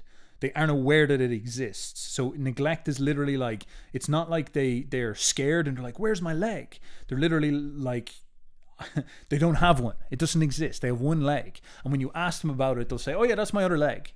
And they'll rationalize. The left hemisphere is brilliant at rationalizing coherency, even in the face of delusion and falsity, which is going to tell you an awful lot. And this actually leads us into schizophrenia. Because what is schizophrenia? Schizophrenia is rationalizing coherency in the face of delusion. So it's like, I'm going to be crowned king of the world tomorrow. Next week, I'm going to be crowned king of the world. And it's like, you're probably not, bro. Like, what's your evidence for this? And they'll say, well, you know, my mum said to me that I did a good job yesterday when I was cooking dinner. And then I went out and I was walking around and the dog barked at me and it didn't bark at anybody else. And like, these are all clear signals that I'm the main character, so I'm going to become king of the world. And there's this coherence to it that actually makes an awful lot of sense. You'll hear them put together a story, and if you just accepted the axiomatic first principles that the dog is trying to communicate with you or something, you would believe it. But this is the problem, is that the broader picture is what goes wrong.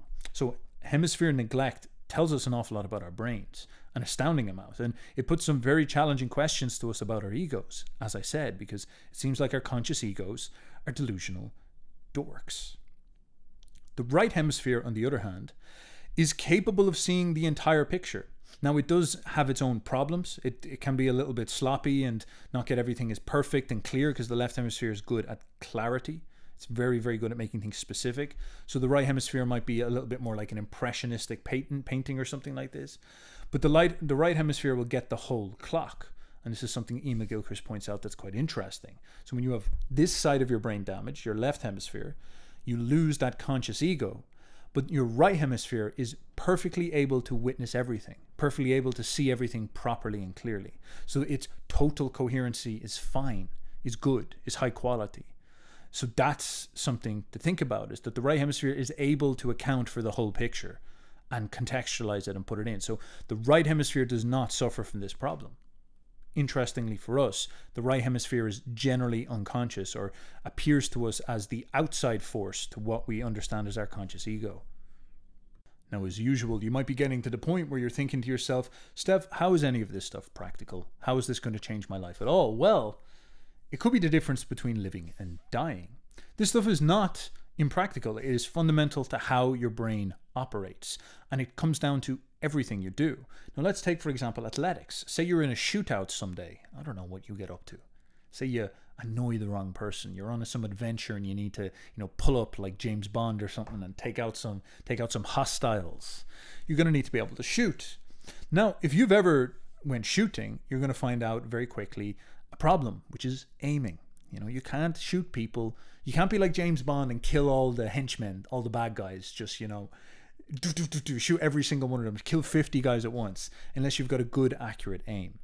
Now, how do you know you have a good, accurate aim? Well, you have to practice. And when you practice, you're going to very quickly come across this problem. I came across this problem when I started shooting. I would shoot, and I'm right-handed. And I'd be shooting, and I'd always miss. And I'd be like, God, I'm so shit at shooting. Why am I so bad at shooting? And it's like, well, just aim better. I shoot. And I obviously would close this eye and all this, and I'd shoot. But my coach was always like, don't close your eye. What do you think? This is Hollywood, Keep your both eyes open, because you need to be able to see your peripherals. Like, it's obviously how you should be shooting. You don't want to be like, all right, I'm going to blind myself to this. That's how you die. Vision is everything. And so I'd shoot, and I'd always miss. And then he said, okay, what's your dominant eye? And I was like, my dominant eye? And he said, yeah, what eye do you look out of? And I'm like, what? And then I remembered that I was having the same problem in boxing. I remember I was boxing, and I have a strong right hand, so I was left-handed. And I always noticed that it felt like there's something a little bit off. I would always hit people with my jab. I was really good at my jab, but I found it hard to strike with my right hand to land my cross. So my left-handed jab was really good. And then I did an eye dominance test and discovered that I look out of my left eye. Even though I'm right-handed, I look out of my left eye. And also, I kick in soccer when I was younger. I used to kick my left foot. My left foot was my dominant foot. This all confused me quite a bit. And I did the eye dominance test, and I discovered, yes, that the eye that I default towards is my left eye, which is wired to my right hemisphere. So I don't know, maybe I could be left-handed. My hemispheres could be swapped. This happens in a certain amount of people. I don't really know. I actually don't even know what this means. I don't know, does this connect to me is my ego, on my right side of my brain or something? I actually don't understand. I don't understand. I'm confused. I don't know. I'm weird, man. I'm right-handed, big, strong right hand, big, strong left leg for kicking, left eye dominant. It's strange. But I do this eye dominance test. There's a couple of different ways you can do it. One of them is you create 2 fingers in front of you, like this, and you try to see which one is aligned. So I close my right eye, and I have these 2 fingers aligned, pointing at the camera. So they're perfectly aligned. So I'm shooting down a straight line there. And I line those up with both my eyes open. And now if I close my left eye, this finger is like way over here, way over here. So think about what that means. That means that I'm obviously looking out my left. That's why it's aligned. So if I tried to shoot a gun, the gun would be firing this direction because I used the wrong eye dominance. So if I'm right-handed and my left eye is wrong, you can see here exactly what happens. So I'm looking at my left eye. So this is me up on top. So I'm holding the gun and I'm sighting it with my right hand and I'm holding it with my right hand and I'm using my left eye to judge it. And because of this, there's all these confusion problems. And so I end up shooting over there, or like I shoot over there or something like this. So it's off because I don't understand myself, because I don't understand how exactly my brain works. So I recommend you do this test. This is another test that you can do, the eye dominance test. So you're trying to, you create the circle around the camera. So this is me making a circle around the camera here. Close my right eye, I can see you perfectly fine. Close my left eye, and I've literally blocked the camera with my left eye. It's like looking over there. So I don't use my right eye to look out. I'm not right eye dominant. I'm left eye dominant, which is a big thing because that means that if I'm shooting with a pistol in the heat of the moment, I'll be like throwing it up, trying to aim, and I'm causing issues because I'm aligning my right hand with my left thing. But instead, I'd need to be aligning it this way to get it better with my left. That's awkward. There's a lot of things that have become wrong with this. Whereas if I use my left hand, easy, fast, and I don't have to think about it. It's the same problem then when I was boxing. So if I'm boxing, I'm left eye dominant and I throw a punch, I'm literally like punching beside the thing. Whereas if I'm left eye dominant, I'm boxing, I'm throwing the punch this way.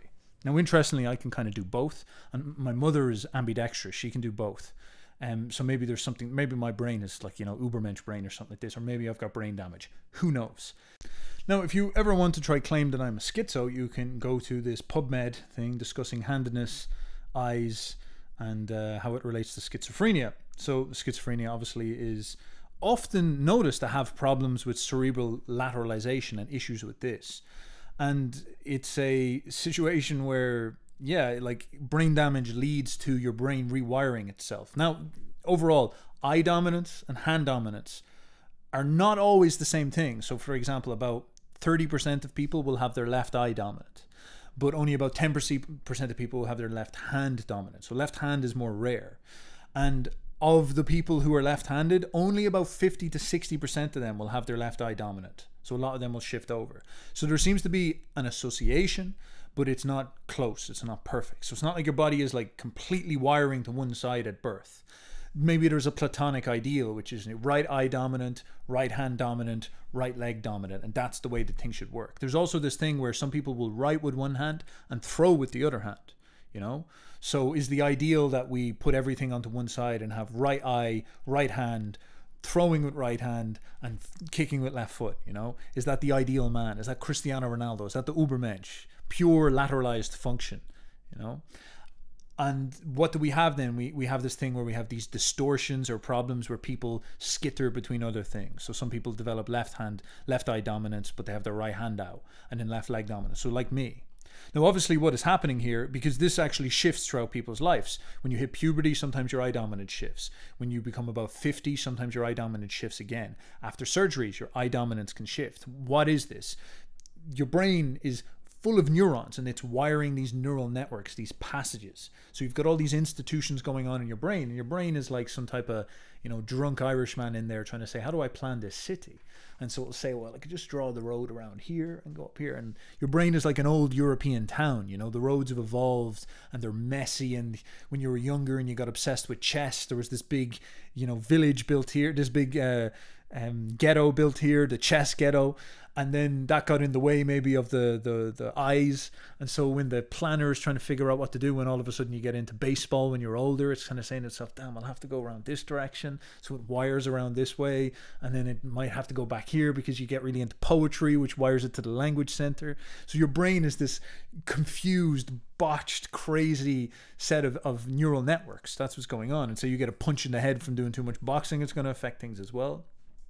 So because of this, you'll have certain channels that are preference channels, and this leads to eye dominance because of, for whatever reason, maybe it's a hormonal thing or something like this, or whatever it is, you lead to eye dominance going to your left side. So your right eye is less favored than your left eye, and your left eye leads. And it's the preferential thing at which you look at things for. So if you think about why you're analyzing things, you're using your left eye. Now, how much does this relate to the dominant hemisphere? These are all fascinating questions that nobody has any good answers to. It's like obviously ridiculously hard to study this stuff, but it opens up all these interesting questions with all the context we have from Mr. Iain McGilchrist. Now, within schizophrenics, we notice a way higher occurrence of scattered dominance patterns, abnormal dominance patterns where you have a right hand and a left eye separate, more left-handers, things like this. You see this, for example, explained here. Eye dominance was measured only by the near-far alignment test. Patients with schizophrenia had significantly increased frequency of mixed handedness and decreased frequency of both right and left-handedness in comparison with controls. So schizophrenics can often actually show being ambidextrous. They can use both, which is, again, this idea of the brain's lateralizing and working independently. It's pretty crazy in and of itself when you think about it. Also, like, think about Ian's thesis, where Iain is sort of suggesting that schizophrenia is about the left hemisphere going wild. That's what he's getting on at. Also, the male patients with schizophrenia had significantly increased frequencies of left eye dominance, cross eye hand dominance, and non-congruent hand eye dominance compared to controls, but not the female patients. That's not good for me, because that's me. That's describing me. Left eye dominance, me. Cross hand eye dominance, so that means left eye dominance with right hand, or right eye dominance with left hand. So that's me. So that's it, guys. So I guess it's like, you can stop. I'm a madman. That's it. It's been concluded. The science is in, literally. Now, do you know what a gestalt is? A gestalt is one of those pictures that you look at, and it seems like it looks like something. And then when you focus on it more, it actually starts to shift and present it as something else. So there's a quite famous one here where it looks like two old people looking at each other. But when you look at it long enough, it actually shifts into two Mexican guys, it seems, playing the lute. Or the instance here of two people talking, but then when you look at it long enough, it actually looks like a lamp, or the opposite way around. So this gestalt phenomenon, this capacity to shift between perceptions rapidly and have a sort of aha moment where the whole transforms radically and you reorientate yourself. Iain is pointing out that it seems like this is something that our right hemisphere does for us, and people who have severe right hemisphere damage often lose the ability to be able to form this type of gestalt. They get trapped with only being able to look at details, and they're not able to have these aha moments where they put together the big picture. So they would look at this and be maybe able to detail out this guy playing the thing, and then maybe look at this kind of bald head, but they have a lot of trouble with the actual formation of the gestalt itself. So they have a difficulty putting together broader comprehension. This then begins to lead us into the question of language and perception, once again with even more depth, because the left hemisphere, when it is by itself, loses the ability to put together a big perception, a big picture, as Iain was talking about. It also loses the ability to comprehend jokes. It starts to take everything literally. It becomes essentially autistic, but Iain is actually quite clear that it's not autism, but it's schizophrenia, basically. And he categorizes it this way. So if you tell somebody a joke when they're schizophrenic, they will read into the joke literalness. Like if you maybe say to them a joke, they will overthink the joke and start to say to themselves, oh my God, he's trying to tell me a message. He's trying to inform that I'm about to become God King of the world, or Xerxes Part 2 or something like this. So again, it shows these symptoms of this incapacity to get in contact with big picture creation, which is what the right hemisphere does. So the right hemisphere is this incredibly important institution inside of our minds that helps us with coherency, seeing perspective, seeing the big picture, putting together the gestalt. As we said, what does the right hemisphere do earlier? It sucks in all the sense information, all the information of totality. It has all these myelin and sheets inside of it that help it wire together rapidly this big super comprehension. It puts together the take, the perspective, and then releases your left hemisphere almost like a dog on a leash to go and focus on some type of specific situation, specific place where it can focus on details. And if the right hemisphere is damaged, the left hemisphere is like this sort of blunt, unhumorless, literal, hyper-focused bulldog that runs around and does things, but is kind of like stupid and aimless and unintelligent, lacking wisdom. It's got all the smarts you would maybe want. It's great at detail, clarity, routine, operations, systematizing, framework building, and step-by-step processing. But it is terrible at the big picture. It's terrible at being a wise Buddhist, at being a Alan Watts of some sort, which is actually what is critical. Now, you see this again go deeper with the concept of language. So there was a man who was he was treating soldiers after World War II, it might have been, and one of these soldiers had severe left hemisphere damage, specifically in his language area, the Broca's area. And so he wasn't able to speak. He wasn't able to talk and say words. And he wouldn't be able to remember the word brick. And you'd say, would you say the word brick? And he'd be like, brick? He wouldn't be able to do it. So he was damaged with this way. It's like he lost the label because he had this left hemisphere damaged. But when the trainer, the guy working with him, would say to him, show me a brick, and he'd put loads of bricks in front of him, even though he wouldn't know the word, he was able to pick up a brick and present it. And he would say, what is that? And he'd be like, I don't know. I don't know what this is. It's a thing. Here you go. And it's again, this example of the whole label, the whole concept of language is eradicated, but there's this higher capacity to abstract an object and comprehend what an object is and understand it. There's this force inside of his imagination, which is obviously his right hemisphere, that is able to know a brick but not able to label it and categorize it and conceptualize it. Now, this is actually an extremely powerful challenge to quite a lot of our philosophical thinking, because you'll get people like Wittgenstein and people like other philosophers as well, who would make these suggestions that if we can't conceptualize something in language, then it's not real, which this may turn out to be entirely wrong, like fundamentally incorrect and a completely delusional take that is completely wrong, that it's nothing to do with our capacity to conceptualize things in language. We actually perceive things far before language, and getting into this is what is going to lead us into a fascinating discussion about language and history. And so what this seems like is that our right hemisphere is able to grasp the reality of forms and entities and things. It's able to see things, but they do not require language to be categorized, to exist. It's able to recognize them as objects in and of themselves. It's able to see this stuff. It's almost like the idea of Plato's forms, you know? These hidden, intangible conceptions are there for the right hemisphere. And they might even be loosely defined by the right hemisphere, but the right hemisphere can know them nonetheless. And this leads into a fascinating set of traits with the right hemisphere. The right hemisphere, this is very philosophical stuff, but the right hemisphere has the capacity to recognize faces. The left hemisphere does not. So when the right hemisphere is damaged, the left hemisphere can often lose the ability to interpret expressions and even recognize people's faces at all. And it can only learn people's by name. Do you ever come across somebody who's like, oh, I don't remember names well, but I remember faces, you know? This type of idea. Now imagine the opposite. It's like, I don't remember faces, I only remember names.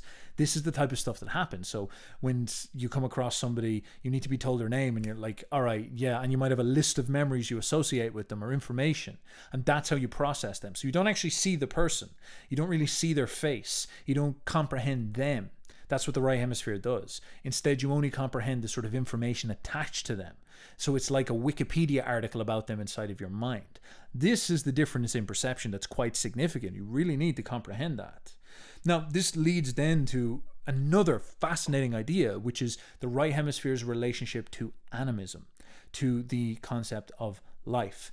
The right hemisphere seems to treat concepts and objects and things as living beings. And when you see kids and they're sort of saying, oh, my teddy bear's alive, that's sort of like right hemispheric perception, which children seem to, by the way, demonstrate more heavily, especially at these ages when they're having things like imaginary friends. So it also makes you wonder what an imaginary friend is. Is that the schizophrenic manifestation of the right hemisphere or something like this? Who knows? But when you see a kid saying that a tree is alive or a teddy bear is alive or something and giving it a sort of personality and projecting this into something, that's very right hemispheric. And this is a type of consciousness that was much more common in prehistory. You would see this among medieval guildsmen, that they would work in their little factory, and their whole life they would have a tool set, and they'd have to sometimes build their own tools. And so their tools would be very intimate, and they would, you know, have their hammer, and they would call it Mick the hammer, and they would treat it very carefully as a consequence, because it was like a thing, it was like an entity to them, like a being, and it was animated. The European knight with his sword, and his sword would have a name like Excelsior the sword or something like this, and it's sacred and it's powerful. And this is critical to understand, because this is animism. This is the bringing of life into everything, redeeming the entire world through poetry, through the conceptualization of everything having a being. And the original version of religion was precisely this. We have this arrival of Christianity and the Abrahamic religions, where they bring in the tyranny of the book, when you think about it. And they say this book is reality. And it's a very left hemisphere project. This tome of written works, this is what is real. And God lives inside of this. And God made these words. And all of this reality out here is not real. Whereas you look at the prehistory of mankind, this is a big problem for, you know, Christians swooping through the West, Western Europe, is that trees would have a god living inside of them, and there'd be a river with a sacred god living inside of them. And these are very tangible, connected, animistic principles where everything is alive. There's a mountain, and a mountain is a person, and the river has a personality, and the river has a character. You read James Joyce's Finnegan's Wake, and he's attempting to redo this, where the River Liffey in Dublin is Eve. It's an entity. It's a personality. And the Wicklow Mountains is a dude called Here Comes Everybody, you know. And there's this animated principle to the reality. The objects around us, we redeem them with energy. And if you have man living for centuries in the same place, we tend to lean towards this mode of thinking. We tend to try to redeem the world by animating it with our souls, and through poetry giving it power and giving it capacity. And so this is the original religion of mankind. And the animals, of course, are sacred as well, because the animals all have animal spirits. The jungle, every concept that we have is animated. And so when you see the more sophisticated pagan religions like Greco-Roman paganism, you have this very profound and fascinating and very colorful and artistic understanding inside of this religion, where concepts are beings. Like the virtues of the Romans, virtue itself, virtue was a being. Virtuous was an entity, was a character. Honor was a character. Dignitas was a character, and you could worship this character by burning things at an altar and giving it to this character. And so the concept, the abstraction, had a life to it. It's very sort of, as we say, right hemispheric. It's quite fascinating, where these things, these abstractions, this jargon, these words were beings, were conceptualized as beings. And fate is Zeus, and the Poseidon is the ocean spirit. It's all alive, and the world you live in is therefore animated and lifted up. And this is a fascinating critique of Christianity, one of the most strongest and powerful ones when you really think about it, because it's based on neuroscientific principles, which is, why does Christianity and Judaism and the Abrahamic revelations, why do they have this type of authority over that type of reality? Especially when you see it wrought bare so clearly in, this is going to sound very harsh, but the schizophrenic left hemisphere. Like, what is the schizophrenic left hemisphere prone to do egotistically?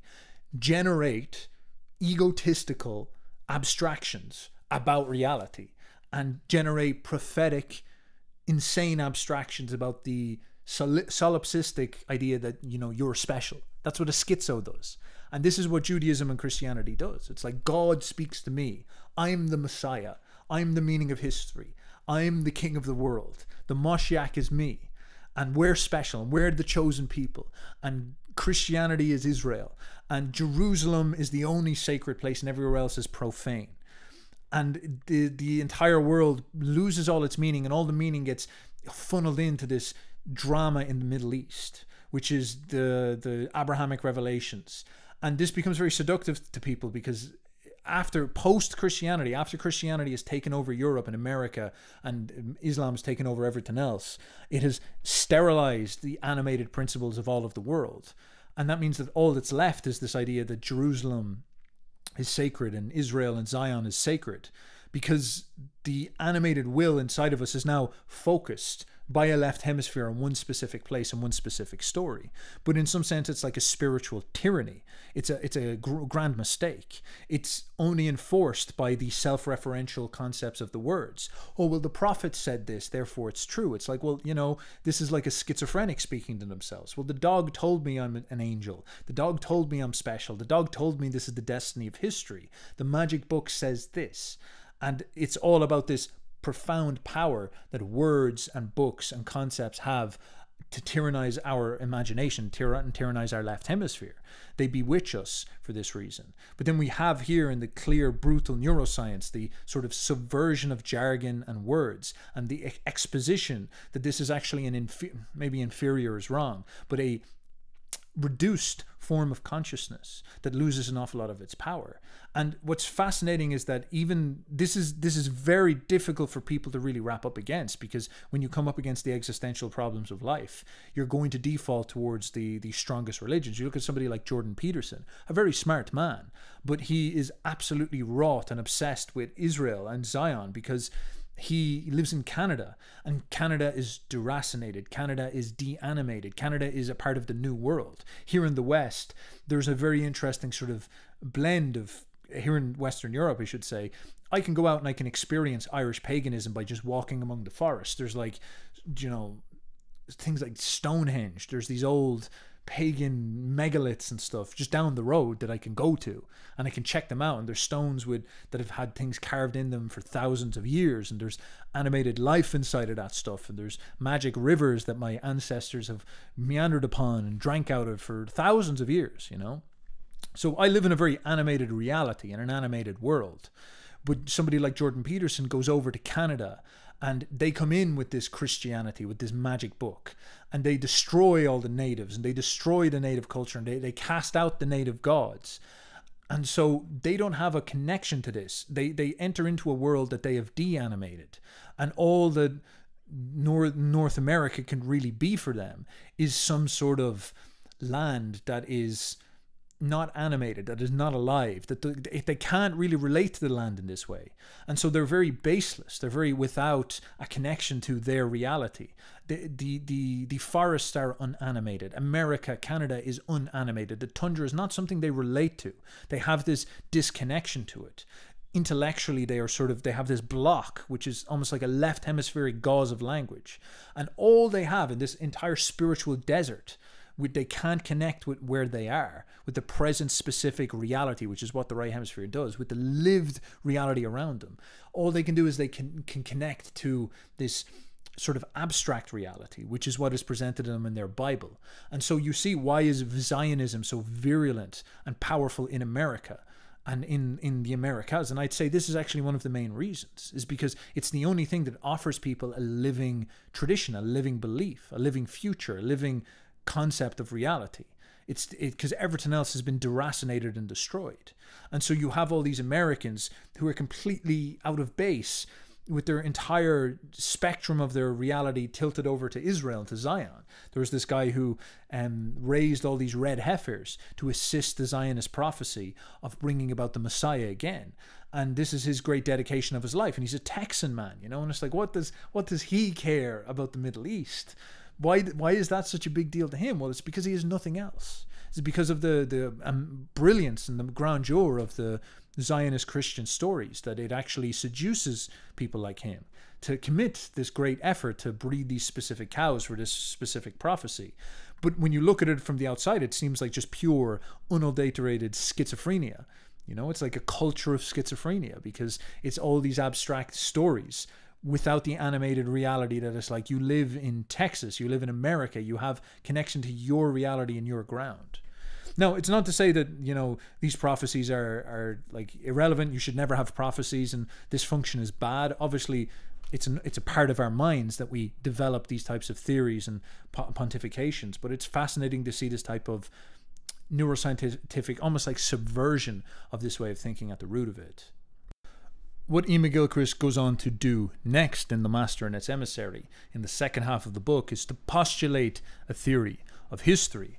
And it reminds me of The Origins and History of Consciousness by Julian Jaynes, which is what we are actually going to talk about quite a bit here as well, because Iain McGilchrist's idea is significantly separate.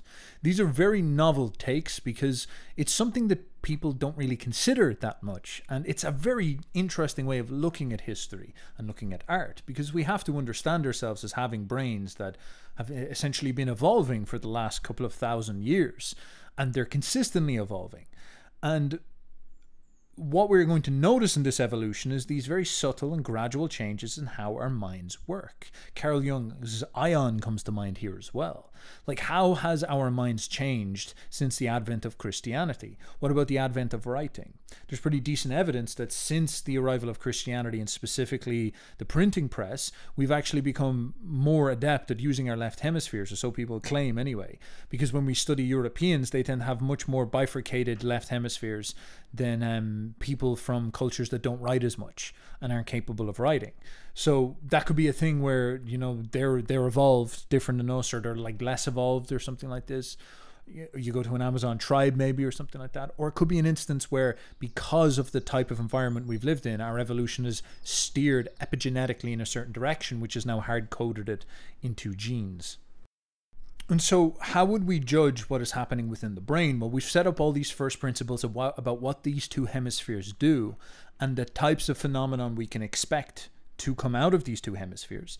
And what Iain then does is look through art history in order to pontificate and speculate the evolution of our consciousness as we've gone through this period. I was just ranting about Christianity and Judaism and the Abrahamic revelation, and of course that's associated with a arrival of left hemispheric consciousness in a way, we must assume. And this should have some type of relationship to what we are and what is going on inside of our minds. So Iain opens this up by discussing some of the earliest symbols we have of human history and human culture, and he talks about how we find wall paintings, and particular features of wall paintings is this sort of lack of coherency and holistic qualities. It's not like a Renaissance painting where Mona Lisa is standing glittering in front of us as this full realized individualized person.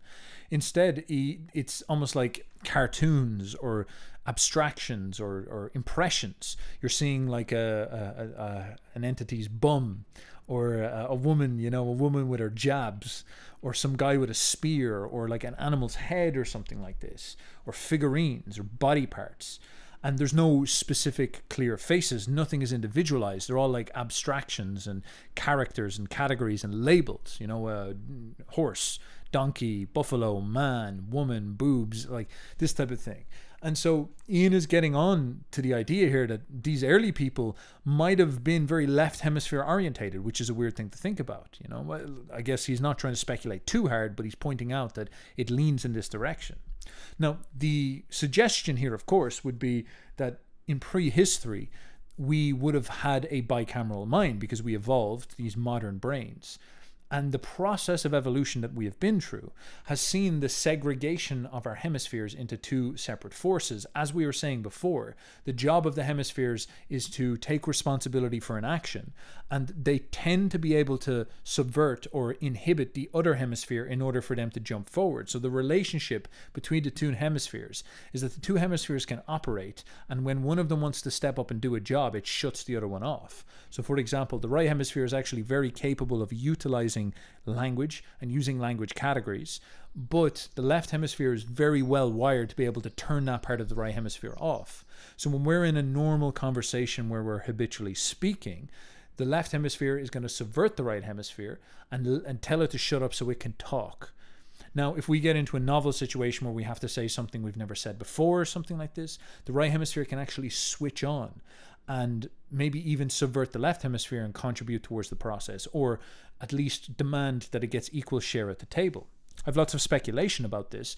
I wonder, when you're doing improvisational stream of consciousness speaking, like for example on camera, you experience this thing where you get this, my imagination will turn on and I'm seeing images. I'm talking about wall paintings, and I can imagine the wall in front of me and the ripples of the stone and the sort of auburn impressions of the donkeys, or not the donkeys, the buffalo and the deer and stuff. I can see that in my mind, and I'm trying to generate language to articulate that picture that I'm seeing. And I wonder, because it can be very creative, you can get into a very creative flow state where you generate quite novel phrases and language. I wonder, is that me tapping into my right hemisphere and creating this sort of hemisync of sorts when I get into that place? So perhaps. But the point that we're getting at here, and the reason why we're bringing this up, is to demarcate the fact that our hemispheres become more bilateral the more we evolve. The purpose of the hemispheres is to have this sort of role responsibility and inhibitory relationship. And so as we've become more advanced, they've separated more and they inhibit each other more in order for them to delegate their tasks more specifically, depending on what they need to do. Now, as Iain pointed out, animals tend to have more integrated hemispheres. It's actually a feature of the advancement in evolution where we see a separation of the hemispheres, which is counterintuitive, and I've mentioned this before. The hemispheres, you would imagine, would get more deeply intertwined the more advanced we become. That's what would make intuitive sense, a more powerful, united brain. But it seems like no, they become more divided, more bifurcated into separate roles, because the capacity for independent dual action seems to be more important and more powerful than united action.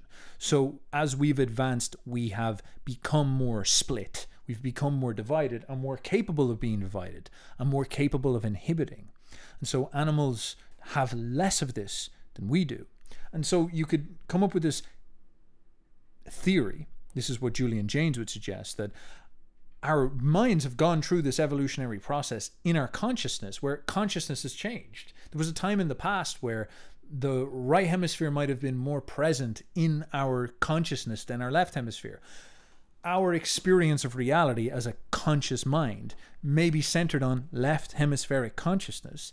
We would have been going about our lives, and we might have had this force present in our mind that would have been much closer.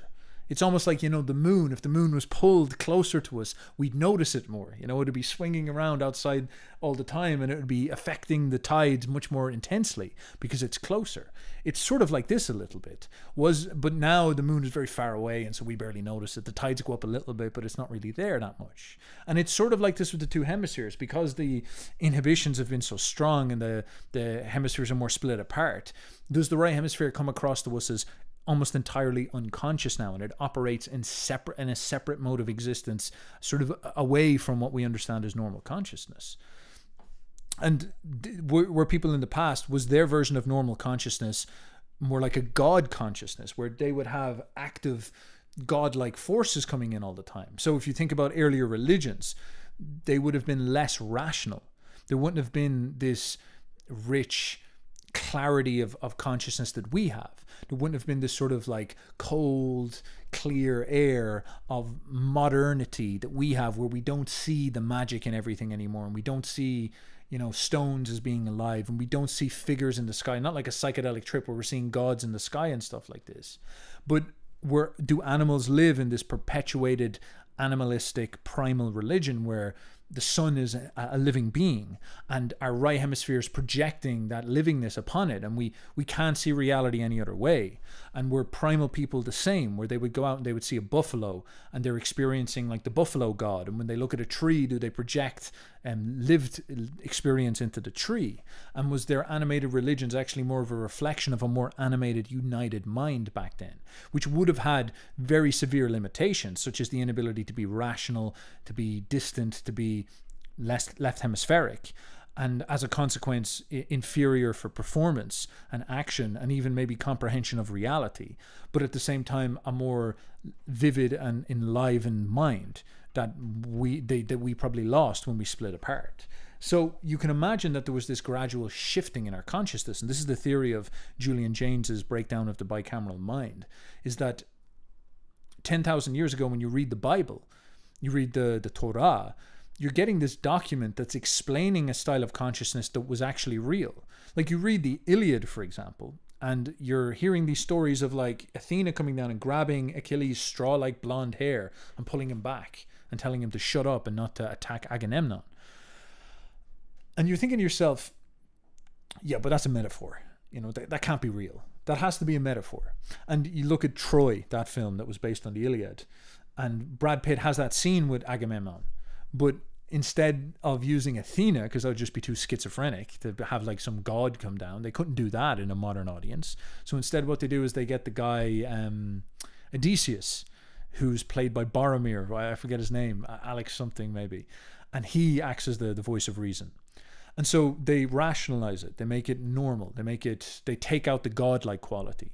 But for Homer, the experience that Iliad had was that his conscience, or the voice inside of his head, this animated concept, which is his conscience or his wisdom, manifested in that moment and spoke to him and said to Achilles' angry little left hemisphere, it said to him, don't be an idiot, be prudent, hold on, and wait, and we will get our victory later on. So don't attack Agamemnon right now. You'll cause a lot of problems. Don't be stupid. Now, what Julian Jaynes points out, which is a fascinating idea, is that this splitting of this picture of our consciousness is not some poetic thing that Homer was doing. This is literally how the ancient Greeks experienced reality. This is literally how Achilles experienced this situation. Achilles was standing there, and almost like a psychedelic, schizophrenic break, he heard a voice inside of his head which was like, hold on, and it pulled him back in the back of his head, and it said, so his left hemisphere was like, I'm going to attack. His ego says, kill Agamemnon. And then his unconscious, the voice inside of his conscience, reaches out and seizes him and says, don't do that. And his interpretation of this, his animated perception of this, is this colorful, glorious Athena, who is the goddess of prudence and wisdom, seizing him and telling him to stop. And that actually happened. He experienced that. That's not a metaphor. That's the actual manifestation of that experience. Because this was before the proper splitting of the hemispheres and the evolution of consciousness. This is what Julian Jaynes is suggesting. And that's a really creative view, like a really, really fascinating idea, because we have decent enough evidence that this is what's going on. Julian Jaynes would then bring up things like, why did people worship figurines? Like, what were shrines? What was the purpose there? And it's the same thing where if you sit down and you pay attention to a shrine, to an object, it's almost like that idea where we have a tree or a stone or a plant, and or the idea of a brick inside of our head. Our right hemisphere comprehends that as a living entity. And so if we pay attention to a shrine of Athena, our right hemisphere can almost like attach to that and project its voice into that, and we can talk to it. And so it's like, you have this shrine, this is a weird idea, but you have this shrine of like Athena and Zeus and Mars. Say you want to talk to Athena, which is basically like, I would like to sit down and speak to my wisdom. That's what you're saying. You sit down and you talk to your own conscience, your own right hemisphere. So this ancient Greek would have gone along and sat down before the shrine, lighted the candles, and looked at Athena's figurine and said to it, hey, Athena, help me. And then, like a schizophrenic, the right hemisphere's voice, the right hemisphere would project a voice into this and start to speak back to them. And they would hear it. And the right hemisphere would almost like play act this and project into it a reality, a life. And then they would have a conversation with their own right hemisphere. So the left hemisphere, in its struggle to try keep its mind together and communicate with its other faculties, its other neural networks, would utilize altars and tools in order to do this. And this is a rational reason as to why religions worked in the past, which they did. They were actually psychological institutions that were intelligent and correct, is what Julian Jaynes is assessing. So when you go into a temple and you stand before the statue of Zeus and you smell the incense and you pray to Zeus, your right hemisphere switches into gear, projects its will into Zeus, and then Zeus speaks to you through the statue, which is what makes them sacred, which is why they had all these figurines, which is why they created all these gods in the cities, which is why shrines like this worked, which is why temples like this worked, and why people interacted with them in this way. This is how it all made sense. Now move this over to the Bible, the Abrahamic tradition. You see the exact same thing. You see Moses coming up to a bush, and the bush literally devolving into a psychedelic experience and talking to him. And it's like, well, how did that happen? And is that a metaphor? Because this is what we need to believe it is. It's a metaphor. So no, it actually happened to Moses. Moses was in front of the bush, and his right hemisphere either activated and allowed him to tune into the spirit of Yahweh in the bush, or it projected his conscience into the bush or something like this. And then he could talk to it and he could listen to it, and it gave him commands. And of course, what is the feature of the right hemisphere that Iain McGilchrist has pointed out? The right hemisphere is intelligent. The right hemisphere is a master that leads the left hemisphere. So this also makes sense. The right hemisphere then says to Moses' ego, do this and this and this and this and this. And it decrees him laws, which he then takes and writes on his tablets and gives to the people.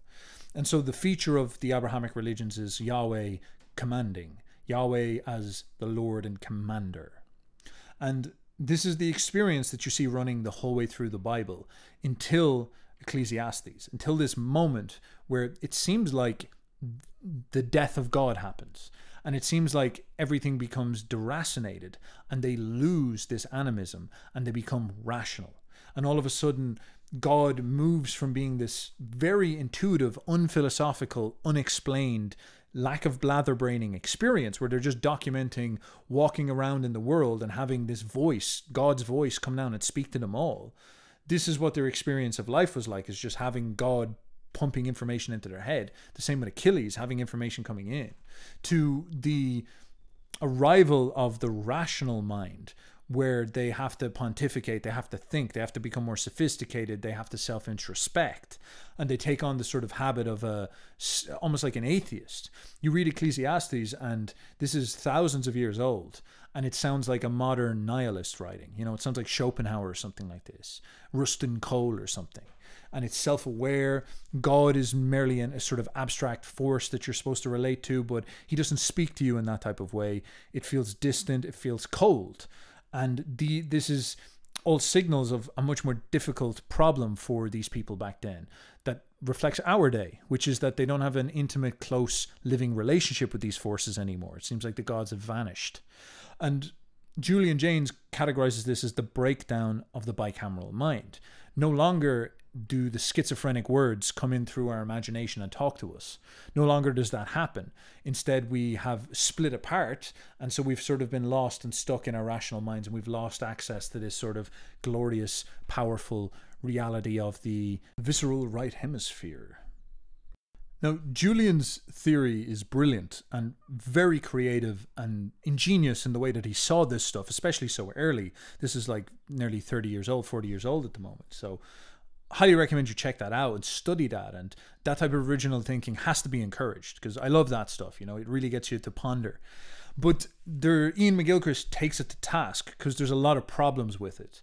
And it comes from certain first principles that Iain has now updated and advanced upon. And it comes down to this idea of like why the brain split apart and what was the phenomenological experience of these brains splitting apart. So Julian Jaynes presents all this stuff to essentially make an assertion that when people turn schizophrenic in the modern age, they're regressing back into Achilles' consciousness. They're going back into like Moses's consciousness. So the reason why schizophrenia has the category and experience of like religious fervor, because this is often a thing people notice, is schizophrenics often have religious themes wrapped up in their delusions and their madness. It's coming from this problem where they're regressing into a primitive state of consciousness. So instead of being in this advanced state where the hemispheres function well and separately, and the bicameral mind doesn't whisper across the divide and interrupt reality and stuff like this, instead there's this clean separation. This is Julian Jaynes' idea of advancement. And what happens is that when somebody is schizophrenic, they go back and they start to have these delusional ideas that there's voices speaking to us and God speaking to us. And these are, of course, mistakes. And to be very specific, it seems like Julian's suggestion is that the brains were separated and misunderstand each other and misfire and miscommunicate, which leads to these phenomenons of, you know, a voice speaking to people and the experience of schizophrenic voices. And we've evolved now to have a much greater connection and synthesis and unison of the hemispheres, which is why we don't experience this. So everybody was schizophrenic in prehistory. So the animals, you know, with their malfunctioning hemispheres that aren't evolved to be united, the animals live in this constant schizophrenic state. So they're all like religious fanatics. And then mankind's early evolutionary ancestors were all like this as well. And so Achilles was running around as a schizo, and Moses was a schizo, basically. And then our brains began to properly synthesize and correctly inhibit each other and correctly order themselves, which is what led to modern consciousness, which is what has led to us now as we are, which is where we are rational and capable of overcoming this. Now, Iain has a fascinating counter to this on several key points. First of all, he says that schizophrenia is not a primitive phenomenon. It is not a symbol or signal or descriptive reality of how ancient people used to think. He points out that schizophrenia is a modern phenomenon. We have here, and he says this as well, that descriptions of episodes of madness involving hearing voices and seeing visions and erratic, unruly behavior start to appear in the literature from about the 17th century. It is interesting to note that even then madness was seen as a medical problem rather than some possession by evil spirits. Now, this is an interesting point, because how Iain backs this up is he runs with that idea we were talking about earlier, where as we've evolved forward in time, our hemispheres have split. The animals have more integrated hemispheres than we do.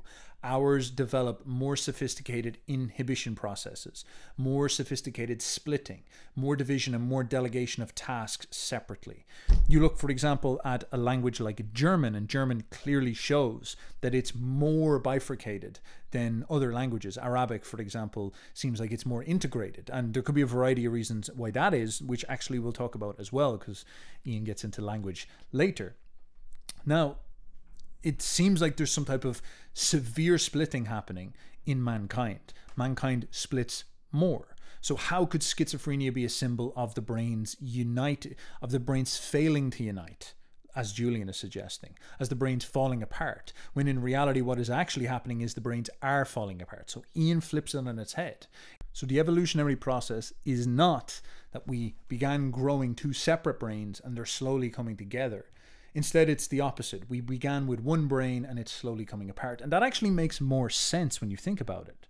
Like in the ancient ocean, when all these little cells were moving around, they started to grow brains, you know. Why would the first brain show up as two little brains? That just doesn't really, that's like, you know, why invest all this energy to make two of them? What probably happened is the first cells developed one organizing brain system, one nervous system with one blob. And that one blob did the basic functions. And slowly that blob started to split and then maybe do half its functions one side, half its functions the other. And then eventually it might even split in half into, like, you know, little animals and stuff like this. And then slowly it began to divide more and more and more as evolution showed that this dual processing is better. And so we're an example of a really advanced form of neural evolution. And what we have is hugely divided brains. So division and specialization is a representation of further division and further evolution.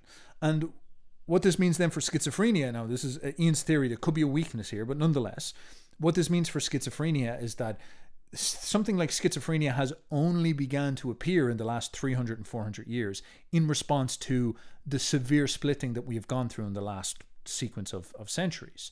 So this idea that schizophrenia is an old disease is wrong. Schizophrenia is a modern disease.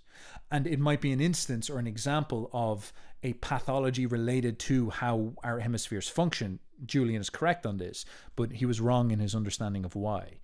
Iain is sort of getting at the idea that with the printing press and with the Protestant Revolution, we saw the splitting of the hemispheres into left hemisphere, like reading and all this, and modernity and all the things that came along with this. And we split off more, became more, you know, obsessed with words and literacy and things like this, and actually started to split, industrialize, we sort of got tyrannized by the left hemisphere overall.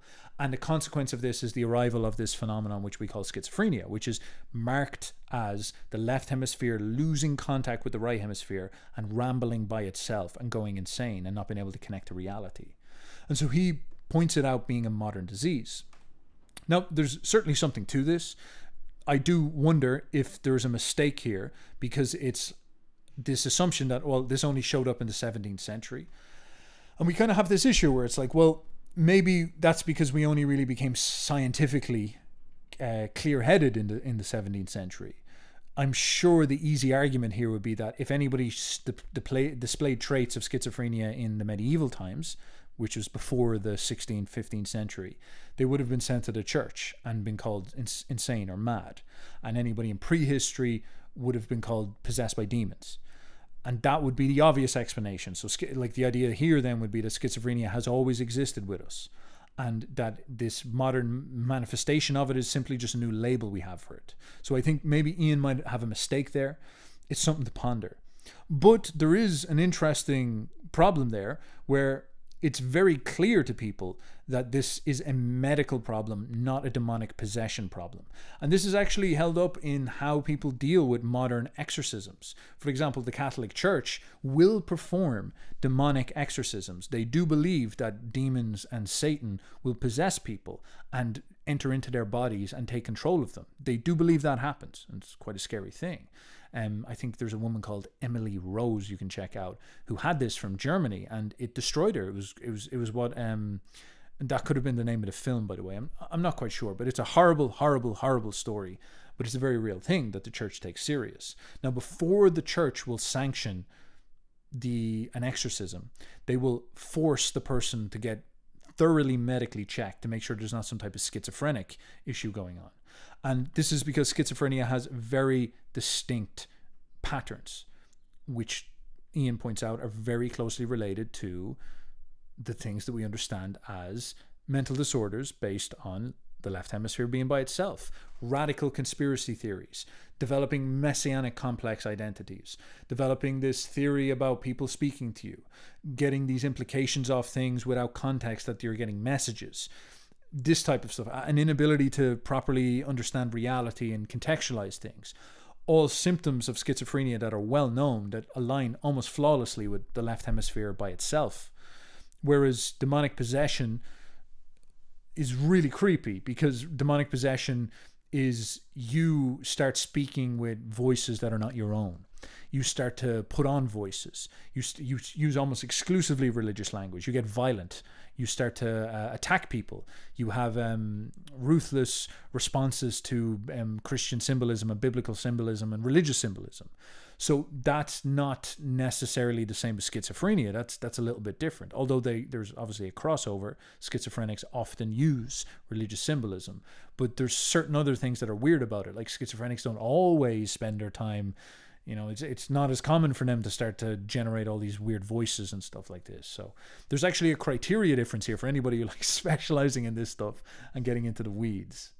So Iain's counter theory is that as we've evolved, our brains have split, and has led to a unique situation where we had an integrated mind, where Achilles and the early Torah and Moses were experiencing this, you know, united mind where the voices, the bicameral mind was cross-speaking, and this is probably closer to what animals experience, yes. And this sort of communication with the gods was normal and adaptive. Why else would these people have existed in reality if it wasn't adapted? And so the hemispheres are actually closer and talking to each other more. And the right hemisphere was a more direct commander. And the right hemisphere actually had its role more clearly understood and more clearly represented in our experience, where its role was to actually move the left hemisphere around and get it to focus on things and tell it to do things. And our conscious ego was actually just a servant to the right hemisphere. And this was much more explicit, and we could actually experience it and feel it in our immediate experience. So it was completely normal for somebody to be walking around and hear a voice in their head, which was their own right hemisphere speaking to them, and understand it as a voice of the gods, an outside force, and listen to it. And the voice would make a decision for them. The right hemisphere would tell them something, and it would have the capacity to drill them full of adrenaline, speak to their intuitions, make them feel sensations, and get them to do something. So this was how things work. This was normal. This was the bicameral experience. And why we get art evolving the way it evolved is because when people try to create art, they have this sort of fractured left hemispheric way of doing it back then.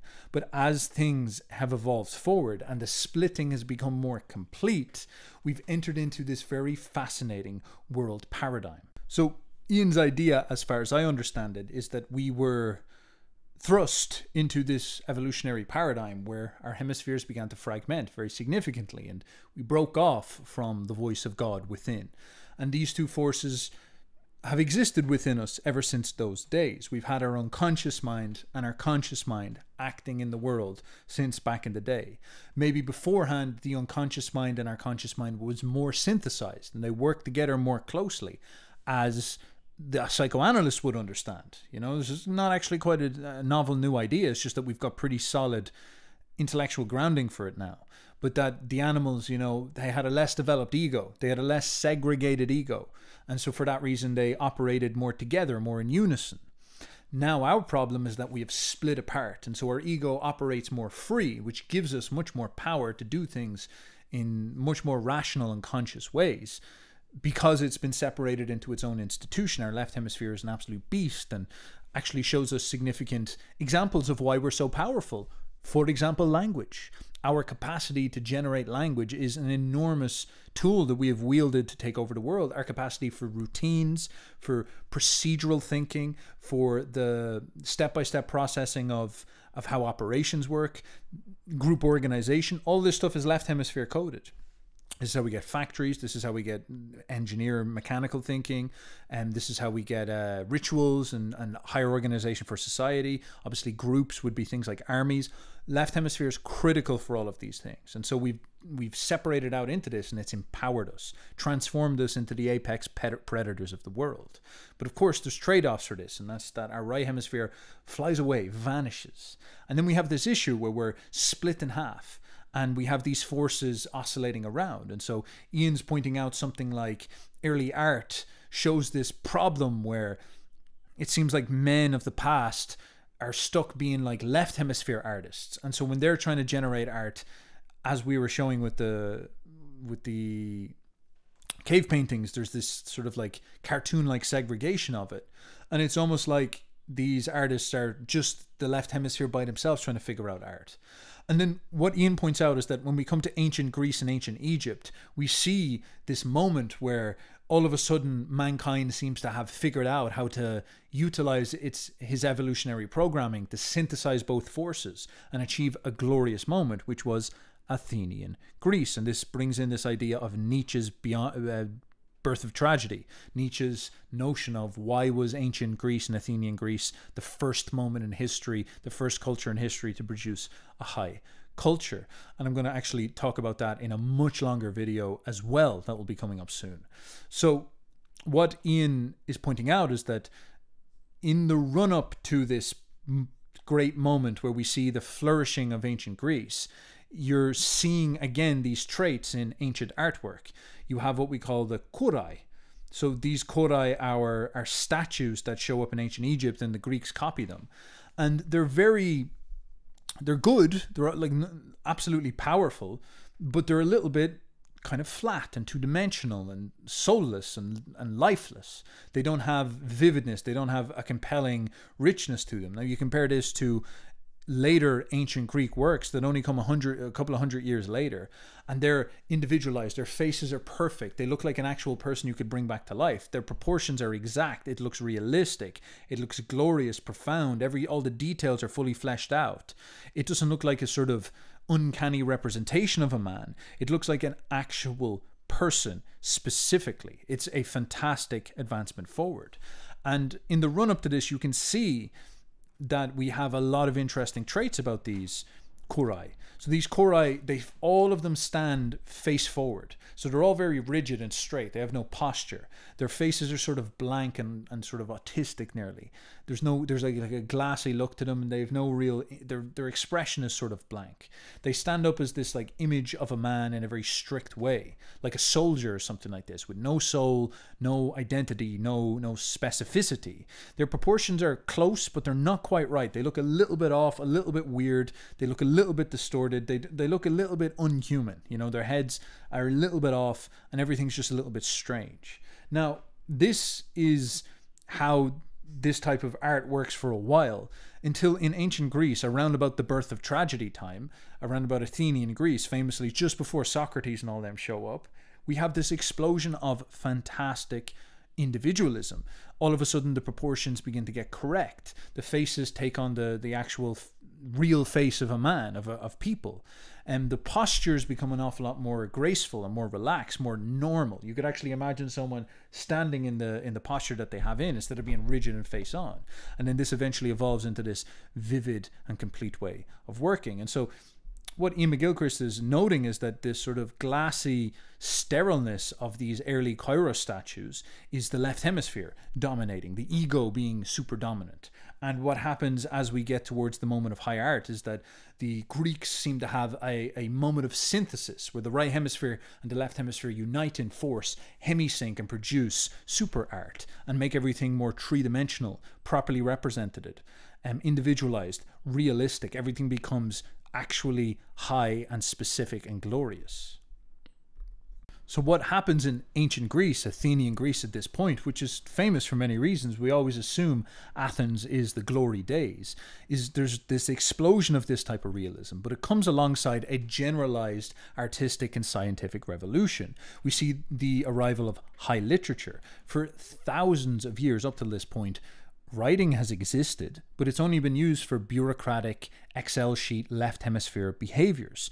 That's a really interesting point by Iain, is that we have this tool of writing, but it doesn't function in any way like fiction writing that we see now. Instead, it's a purely routine left hemispheric operation, as if it's been completely segregated into this conscious ego that we have, and mankind has just rambled on using it this way for a long, long time. But then come the arrival of this moment in Athens, we see almost like the arrival of secular literature. So you did have like Homer's Odyssey, and there was great works of literature. But this is when you see this explosion of almost like a set of Shakespeare's show up. Guys who are just like creating great literature themselves in abundance, and there's this huge amount of it pouring out.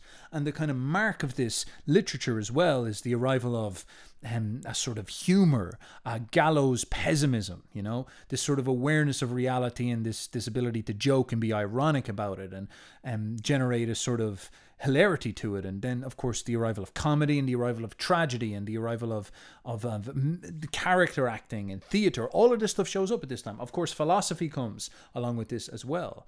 And so Iain is pointing out that there was this profound synthesis of these forces in this moment that clearly shows that something enormous happened at this point. And Iain's theory of history is that our striving in the cultural sphere is to try to get a culture that synthesizes these two forces, because when that happens, we have these explosions of Athenian Greece, where all this genius pours out in all directions: science, art, statues, engineering, whatever it is. It all just works because our brains are firing on all cylinders and everything is going together. And the problem we have is that because we're so bifurcated, this is the nature of our problem, we often fall out of them again. And this is a very Nietzschean idea. Birth of tragedy, the idea of we have Apollo and Dionysus, two separate forces that when they unite, they create great work, and then when they fall apart, the great culture is over and it's dead. And so Iain points out this idea that as we've rolled forward in history, Athenian Greece shows up. So we have writing, and writing is used for bureaucracy and Excel sheets of accounting bushels of corn and wheat and maize or whatever it is. And then we have maybe mythic gods speaking to us in our imaginations. And then in ancient Greece, there's this profound synthesis of all this stuff, an explosion of great art. Man essentially becomes God. He becomes this generator of the god powers. He relates to the world strongly and develops this realistic art. And then this splits out again, and you see Plato and Socrates and philosophy show up and all these things. But this revelation happens, and so we have Greco-Roman civilization for 1,000 years. This outpouring of brilliant art pours up until the Roman Empire finally becomes a left hemispheric bureaucratic hellhole once again. And Christianity shows up, and the Abrahamic religions flood in with their prophecy of left hemisphericism in the book, and then the Roman Empire falls. All the knowledge is forgotten, and innovation stalls. We enter into the medieval era, where we have the spooking of the priests and the half-priests. We get trapped in essentially a dark age. The output and volume output of things become quite poor. Art again devolves into being sort of cartoonish and flat and a little bit lifeless. The obsession with schizophrenic notions of like how many angels can fit in the tip of a pen becomes the thing that happens, up until the Renaissance. When the Renaissance happens, the Italians start to dig into their city and they start to discover these old statues, and then Constantinople falls and all this old literature comes in, and all of a sudden they remember what it was like to think this way, and they get back in touch with this type of cultural consciousness, and all of a sudden the synthesis actually clicks into gear again. And what happens in the Renaissance? We have this enormous explosion and outpouring of genius in all areas of life. We have Leonardo da Vinci, we have great writers like Machiavelli show up. We have the likes of Michelangelo. You see the rise of these grand statues. Again, this realism comes back. You see the arrival of these paintings like the Mona Lisa. What are some of the marked features of the Renaissance painting? It is the capacity for perspective, something that the right hemisphere dominates with. This capacity to contextualize, to see the realistic shape and the three-dimensional aspect of everything. This sort of cartoonish style of the medieval era starts to move out, and we get this vivid, specific style that becomes so infamous. You see the same in the statues, this stark realism, this unbelievably profound level of detail, the shocking level of detail that people come to understand as some of the highest art ever created on Earth, perhaps the highest art ever created on Earth. And this can all be attributed to right hemispheric conceptions, the capacity for a full mind that fires on all cylinders. And this is, of course, the feminine goal of culture, the achievement of total apotheosis of mankind, where all of our faculties unite as one in a super hemisync and produce the golden age. And alongside of this comes the philosophies of humanism, the foundations of scientific thinking, the advancements in philosophy that come along with this as well. And obviously this leads us to the great power that we've achieved in the modern age. It all comes from this. It's this style of thinking seems to be this incredible fountain that leads to unbelievable success and glory. And so Iain's point is that our struggle in modernity and our struggle as mankind in our modern epoch, and this means like over the course of thousands of years, is that we've split into these two hemispheric forces, and we've got quite a challenge where we want them to synthesize, because when we can get them to synthesize, a golden age is sure to follow. But the problem is that that's synthesized very hard to maintain, and it often fragments and breaks apart, and things do happen culturally to pull us out of this. You would accuse Christianity of having this effect largely of pulling people out of this. Of course, that's a bit reductive because, of course, and this is not to criticize Iain. Iain is never that reductive to Christianity, but it's maybe reductive on my part to frame it this way, because, of course, Christianity and religion can provide a very rich, broad right hemispheric capacity. You look at cathedrals, you look at various great artistic paintings and works, you look even at the Renaissance, and it's obviously heavily coded with Christian thinking. So it's a big deal to broadly accuse that of not being able to achieve this. Of course it can. But the general notion is that we have this synthesis as we enter into the religion of the book. There's this breakdown of this ideological religion cuts this apart. And then we rise into the Renaissance period. But then as we get into modernity, it seems like we've, again, pivot back into left hemispheric separation. And we develop the symptoms of things like schizophrenia, the arrival of left hemispheric pathology, the arrival of a culture that supports this way of thinking, the arrival of the routine, alienated culture that we are participating in, the arrival of ideological culture. You see this in Jung's Ion. Ion discusses this, where Jung says that the great problem of modern man is that isms are at risk of bewitching him at all corners. Communism, socialism, capitalism, this ism, that ism, whatever it is, there's always some ism that people can get all wrought up in, because we are very unbalanced. We are prone towards jargon crusades, prone towards some type of ideological thing bewitching us and possessing us, and there will be no golden age as long as we live in this type of problem.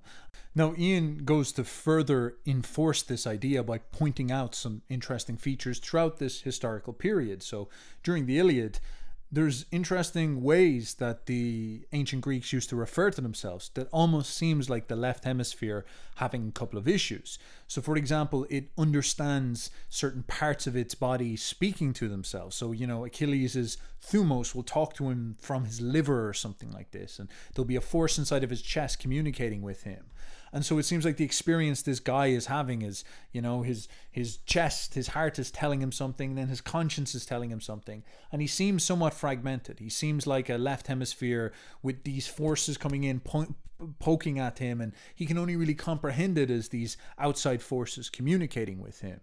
And the problem that lies here is that this fragmentation is obviously symbolic of not having this holistic perspective. And what Iain begins to point out is that the arrival of philosophy itself is an indication of the attempt for the mind to begin to create a world picture, which is what the right hemisphere does when you think about it. What does the right hemisphere do but take a confusing gestalt and conform it into one perspective that makes sense, a perspective shift. So it tries to figure out what's the right way to look at things. And so Achilles is representing these ancient Greeks as they're fragmented, pulled apart, understanding themselves in lots of different ways. But by the time of the philosophers, there's this attempt to create a vivid, comprehensive world perspective, which we understand as the attempt to understand the logos. And this begins, of course, with Heraclitus, who is the flux philosopher, and the logos is the concept of everlasting change and force and flux. And so this becomes the one thing, the one perspective that puts everything above everything else. And nonetheless, you see within philosophy the influence of these two forces, because you have this attempt to get a world picture, which we have through Heraclitus and the Logos, and Nietzsche, of course, as being a disciple of this perspective. But you have one of his rivals, Parmenides, who proposes essentially the frozen reality, the idea that the world is a fifth-dimensional cube and nothing actually technically moves because time is not real and everything is compressed into four-dimensional space. And you see the arrival of the systems framework, the attempt to create a sort of block framework to freeze everything in place and categorize them and understand them this way. And so Iain gets at this idea that this is a war between the two world conceiving forces of the flux comprehension of Heraclitus, which is the natural right hemispheric perspective shifting way of seeing things. And it's actually having a war against Parmenides and the frozen concept of reality that tries to impose a framework upon it and a fixed and rigid comprehension, which obviously leads into Plato, because Parmenides influences Plato heavily, and Plato becomes the great systematizer who imposes a sort of tyranny of categorization upon things. And this becomes the foundation of what we understand as philosophy. Philosophy is obviously heavily inspired by Plato, and it then kind of ruins philosophy a little bit. Philosophy had this pregnant creative potential, but when Plato comes along, it starts to grind to a halt a little bit, because Platonism is, in some sense, left hemispheric systematization, imposition of a framework and a system on something that is ultimately formless and impossible to comprehend as a framework. And of course, Nietzsche's response to this is the idea of perspectivism, that the correct philosophy, the philosophy of the future, is one where we can take a gestalt and consistently readapt it and develop new perspectives on it, while we're always wrestling with it, with the understanding that there's always a good perspective, there's always a prioritized hierarchical perspective, but then there should be no reason why we can't destroy that perspective and try to create a new one with this ever ongoing overcoming of perspectives. There will never be a perfect framework or perspective that solves everything.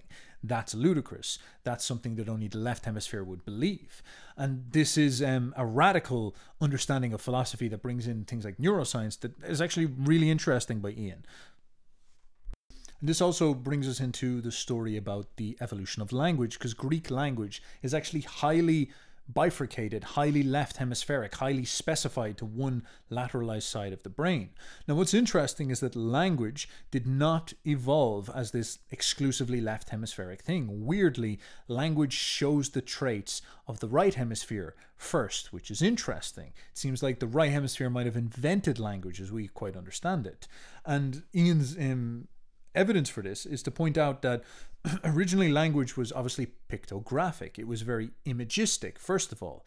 And these categories and these concepts and these things that the mind could comprehend were very vague, and we would understand phenomenon and things as living entities, and you would create a sort of picture of them, a hieroglyph of them, to begin the process of language. Language was also always written up until down, and if it was written laterally, it was written right to left, like how Arabic or Hebrew is now. And things written up to down would be, for example, like Chinese, I think, is still written this way. And Chinese is obviously actually quite close to a pictographic language. So the idea here is that this is a preference of the left hemisphere, the right hemisphere. The right hemisphere prefers things that are pictographic up till down, and it also prefers things starting on the right and going over to the left. These are all signals of right hemisphere dominance. Now, you think about our language. Our language is nothing like that. Not at all. Not at all like that. Our language is the entire opposite. We do not go reading lines downwards. We use abstract symbols. We do not use pictures, and we go left to right. And this is, but according to Iain, the idea here is that there was actually a slow evolution that was happening, and that what was beginning as these various ways that the mind was perceiving this thing that we call language and communication, it must have began as some bizarre right hemisphere magic, because how would the left hemisphere create something like this, if you think about this? Now, I'm maybe ascribing a bit too much personality to these things, but think about this in how creativity works. Can the left hemisphere, which is the area of routine and process and operation, can this really invent things? That's not how that works. Instead, usually the right hemisphere generates something. Like we notice with learning, when something new comes in, it is conceptualized by the right hemisphere, the pattern is coded in, and then it is passed over to become routine by the left hemisphere. And that's how the left hemisphere then makes it learned, if you will, in second nature. Well, why wouldn't language be similar? The right hemisphere notices this need to categorize things and develop this magical system that can allow it to abstract and communicate and code things, if you so will.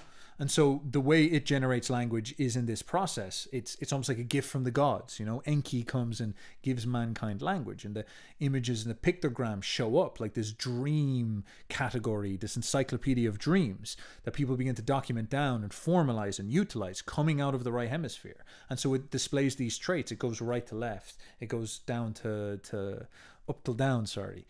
And by the time of it becoming formalized really well and really well integrated and learned, it has lost those traits. It's become a left hemisphere system. And these pictograms drop their sort of pictographic origin and develop abstract origins and develop a system of indication of sound. So what begins in the hieroglyphs is like the crocodile being like a literal image, a literal living image of a living entity.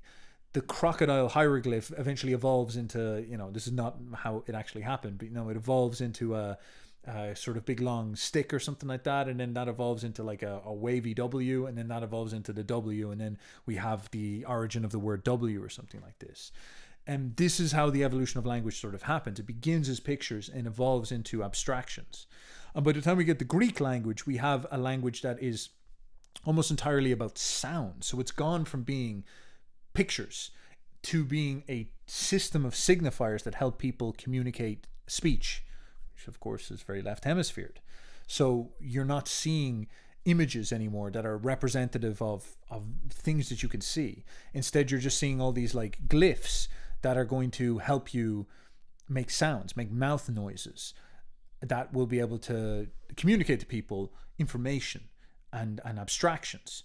And an actual crocodile is now no longer formed by an image, a tactile solid image. Instead, a crocodile is constructed out of the abstraction of language, the abstraction of a sequence of labels. And these labels don't really have any meaning unless you have the imagination to populate that meaning with the image of what you're showing. And this becomes the splitting off of this institution. So as it becomes formalized, it actually dramatically moves away from its roots and becomes kind of its own thing. And so in ancient Greece, we see the arrival of abstract left hemispheric language, where we write from left to right.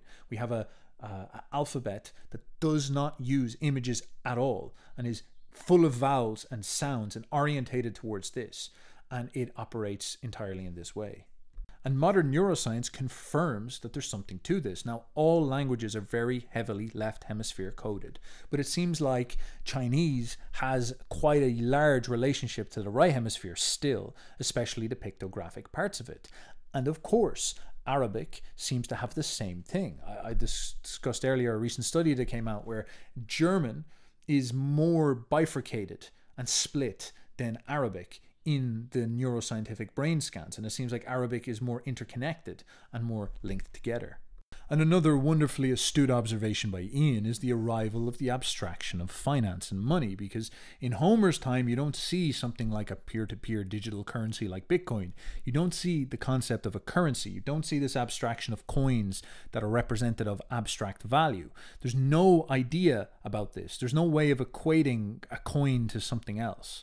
There's no way of accounting and making everything sorted out. When you give people gold, it tended to be uncounted. There wasn't a way that you quantified these things. The gold was manifested as an object, and if you wanted a cow off me, you would give me an object that you assumed is similar value to a cow, or maybe 3 objects that are similar value to a cow. But there was no way that you broke it down into an abstract weight or measure of sorts. That was not how things were done. And the whole idea of a gift, for example, a gift was always given for free. There was no notion that you're giving a gift and there's some type of exchange. You know, you give your gift to your auntie or your godfather or something like this, I don't know, and you give the gift and you say to yourself, well, they better give me just as big of a gift next year. You know, there's some type of logic to it. That's a silly way of doing things, because it's trying to balance everything in your head. Instead, the notion was you give a gift because the goal was to try gain a relationship. And that was the understanding of how this works, is that the relationship was the goal and the abstraction had not tyrannized mankind at this point. But the arrival of abstract money completely transforms this. And we see the arrival of the way we account for everything now, and the tyranny of our lives that are in some sense almost entirely dominated by abstract finance. And I'm definitely going to make a video at this at some point. But you think about how ludicrous modern life is because of the abstraction of finance. Everybody's debt slave. Everybody's an enormous debt slave to these enormous national debts, which are these giant payments that are going out to interests based on loans that people took out in order to do various things, for, like, you know, national projects and stuff like this. And you start to look into it, and it's this giant sort of hemorrhaging spiral of abstractions.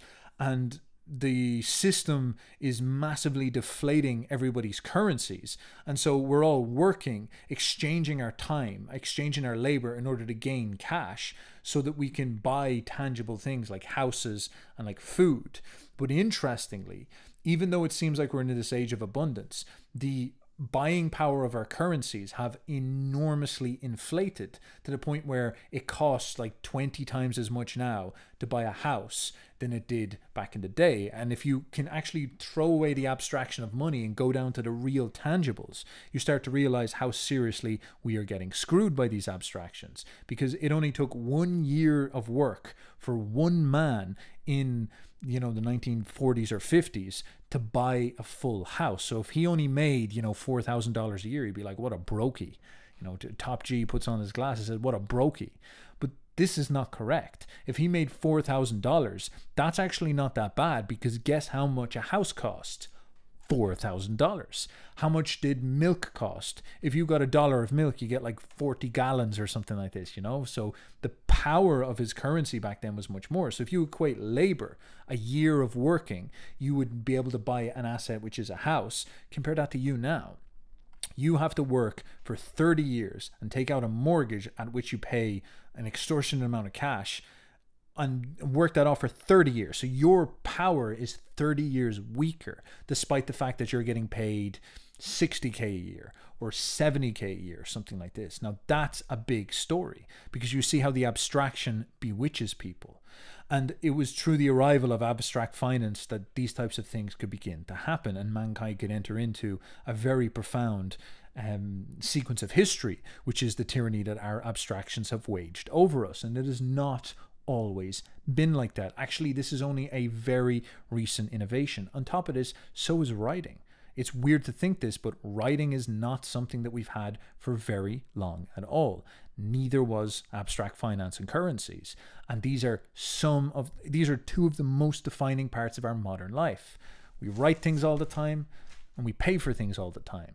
And if you don't do either of these things, well, you probably won't make any money to pay for stuff. So there seems to be this integral relationship between these two and how we live as we are now. And Iain's pointing out that they were a big part of our left hemispheres going on a rebellion.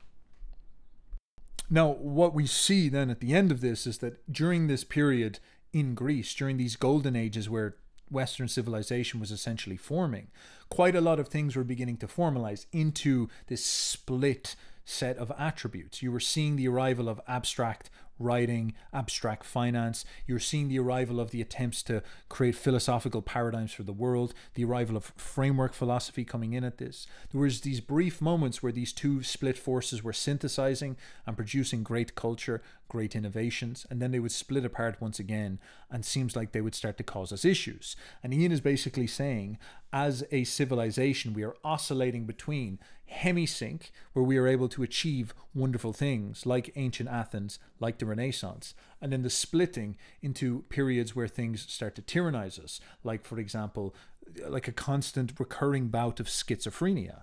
And I guess his thesis is that if we want to push towards the golden age once again, we need to start pushing towards this type of synthesis thinking. And if we look at what has happened in modernity, we have crippled ourselves and gone deeper and deeper into this type of left hemisphere thinking. We have become tyrannized by our own abstractions. And nowadays we live, as I just described, in this sort of currency inflated hellhole where abstract finance is like destroying our lives and sterilizing us.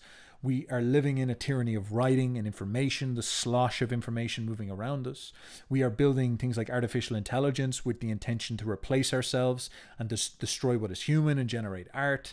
And of course, these are all actually serious criticisms against us, because we see alongside of this the rising of lack of fertility rates, sterility. People are trying to transform our nations and say stuff like, right, well, we've got to transform the West in accordance with our attempt to get the GBT, or whatever that thing is, the GDT, gross domestic product, GDP, that's the one. I don't understand any left hemispheric abstractions. I can't say these things. Leave me alone. And we're, saying to ourselves, right, we're going to move in entire populations into the West in order to fix the GDP, in order to keep big capital happy, because we want to keep our abstractions happy, because we want to keep our bottom lines looking healthy. And there's this entire destruction and revolution of our societies based on these principles. And it's at the root of it is all this very one-sided, biased thinking that is ultimately transforming into this enormous tyrannizer and destroyer that's driving us into schizophrenia and mental unwellness, and sort of forcing us to build our own prison around us. And Iain is pushing against this very, very hard and saying, well, what if we begin to challenge that style of thinking in ourselves and begin to try push for the alternate style of thinking?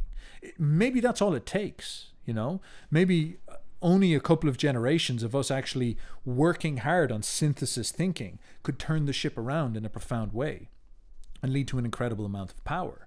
And this is actually important to note as well, is that every time the Western people have managed to reach hemisync, they have gone to conquer the entire world. Athenian Greece was this irrelevant backwater that had just fought a defensive war against Xerxes, as you saw in 300. And then right away after this golden age of Greece, Alexander the Great took Greek culture, conquered the whole world. For the next 1,000 years, Greek culture evolved into Roman culture, and Roman culture became the big dog in town. That fell, and that was the rise of Islam. Islam then took over the world after that fell. Christianity subsumed itself and took over Europe, certainly, but sort of became this little backwater peninsula up in the cold north. Then comes the Renaissance. Straight away after the Renaissance happens because Islam is pushing into Constantinople. It looks like Europe is about to fall to the Ottomans, fall to the Muslims. The Renaissance comes along, and as the Renaissance is happening, Spain, Portugal are beginning to explore the world. And during the period of the Renaissance, the last 500 years, the Europeans go to conquer the entire world once again. They take over everything. Right after one of these hemisync moments, they spread all across the world and bring Enlightenment philosophy and Renaissance style architecture all across the earth. and they spread it to everywhere. And it's a fascinating thing to observe. This is that, like, excellence is the reward for you hitting the hemisync and making everything work together. You get rewarded with the boons of the earth. You create super culture, super innovations, genius, and this allows you to blast all across reality and become the Ubermensch, essentially. And so it makes you wonder, is that the pressure? Is that the horizon that we must look at, to say to ourselves, are we stuck in this perpetual state, oscillating between these two categories of mind? And if we can get them to unite, get them to work together, we can see incredible things for the world and for ourselves. And of course, it starts, as always, it has to be a message where it starts with you. If you wanted to transform yourself, that can be a great way to do it. If you would like to see the West rise again, is that not what everybody's talking about now?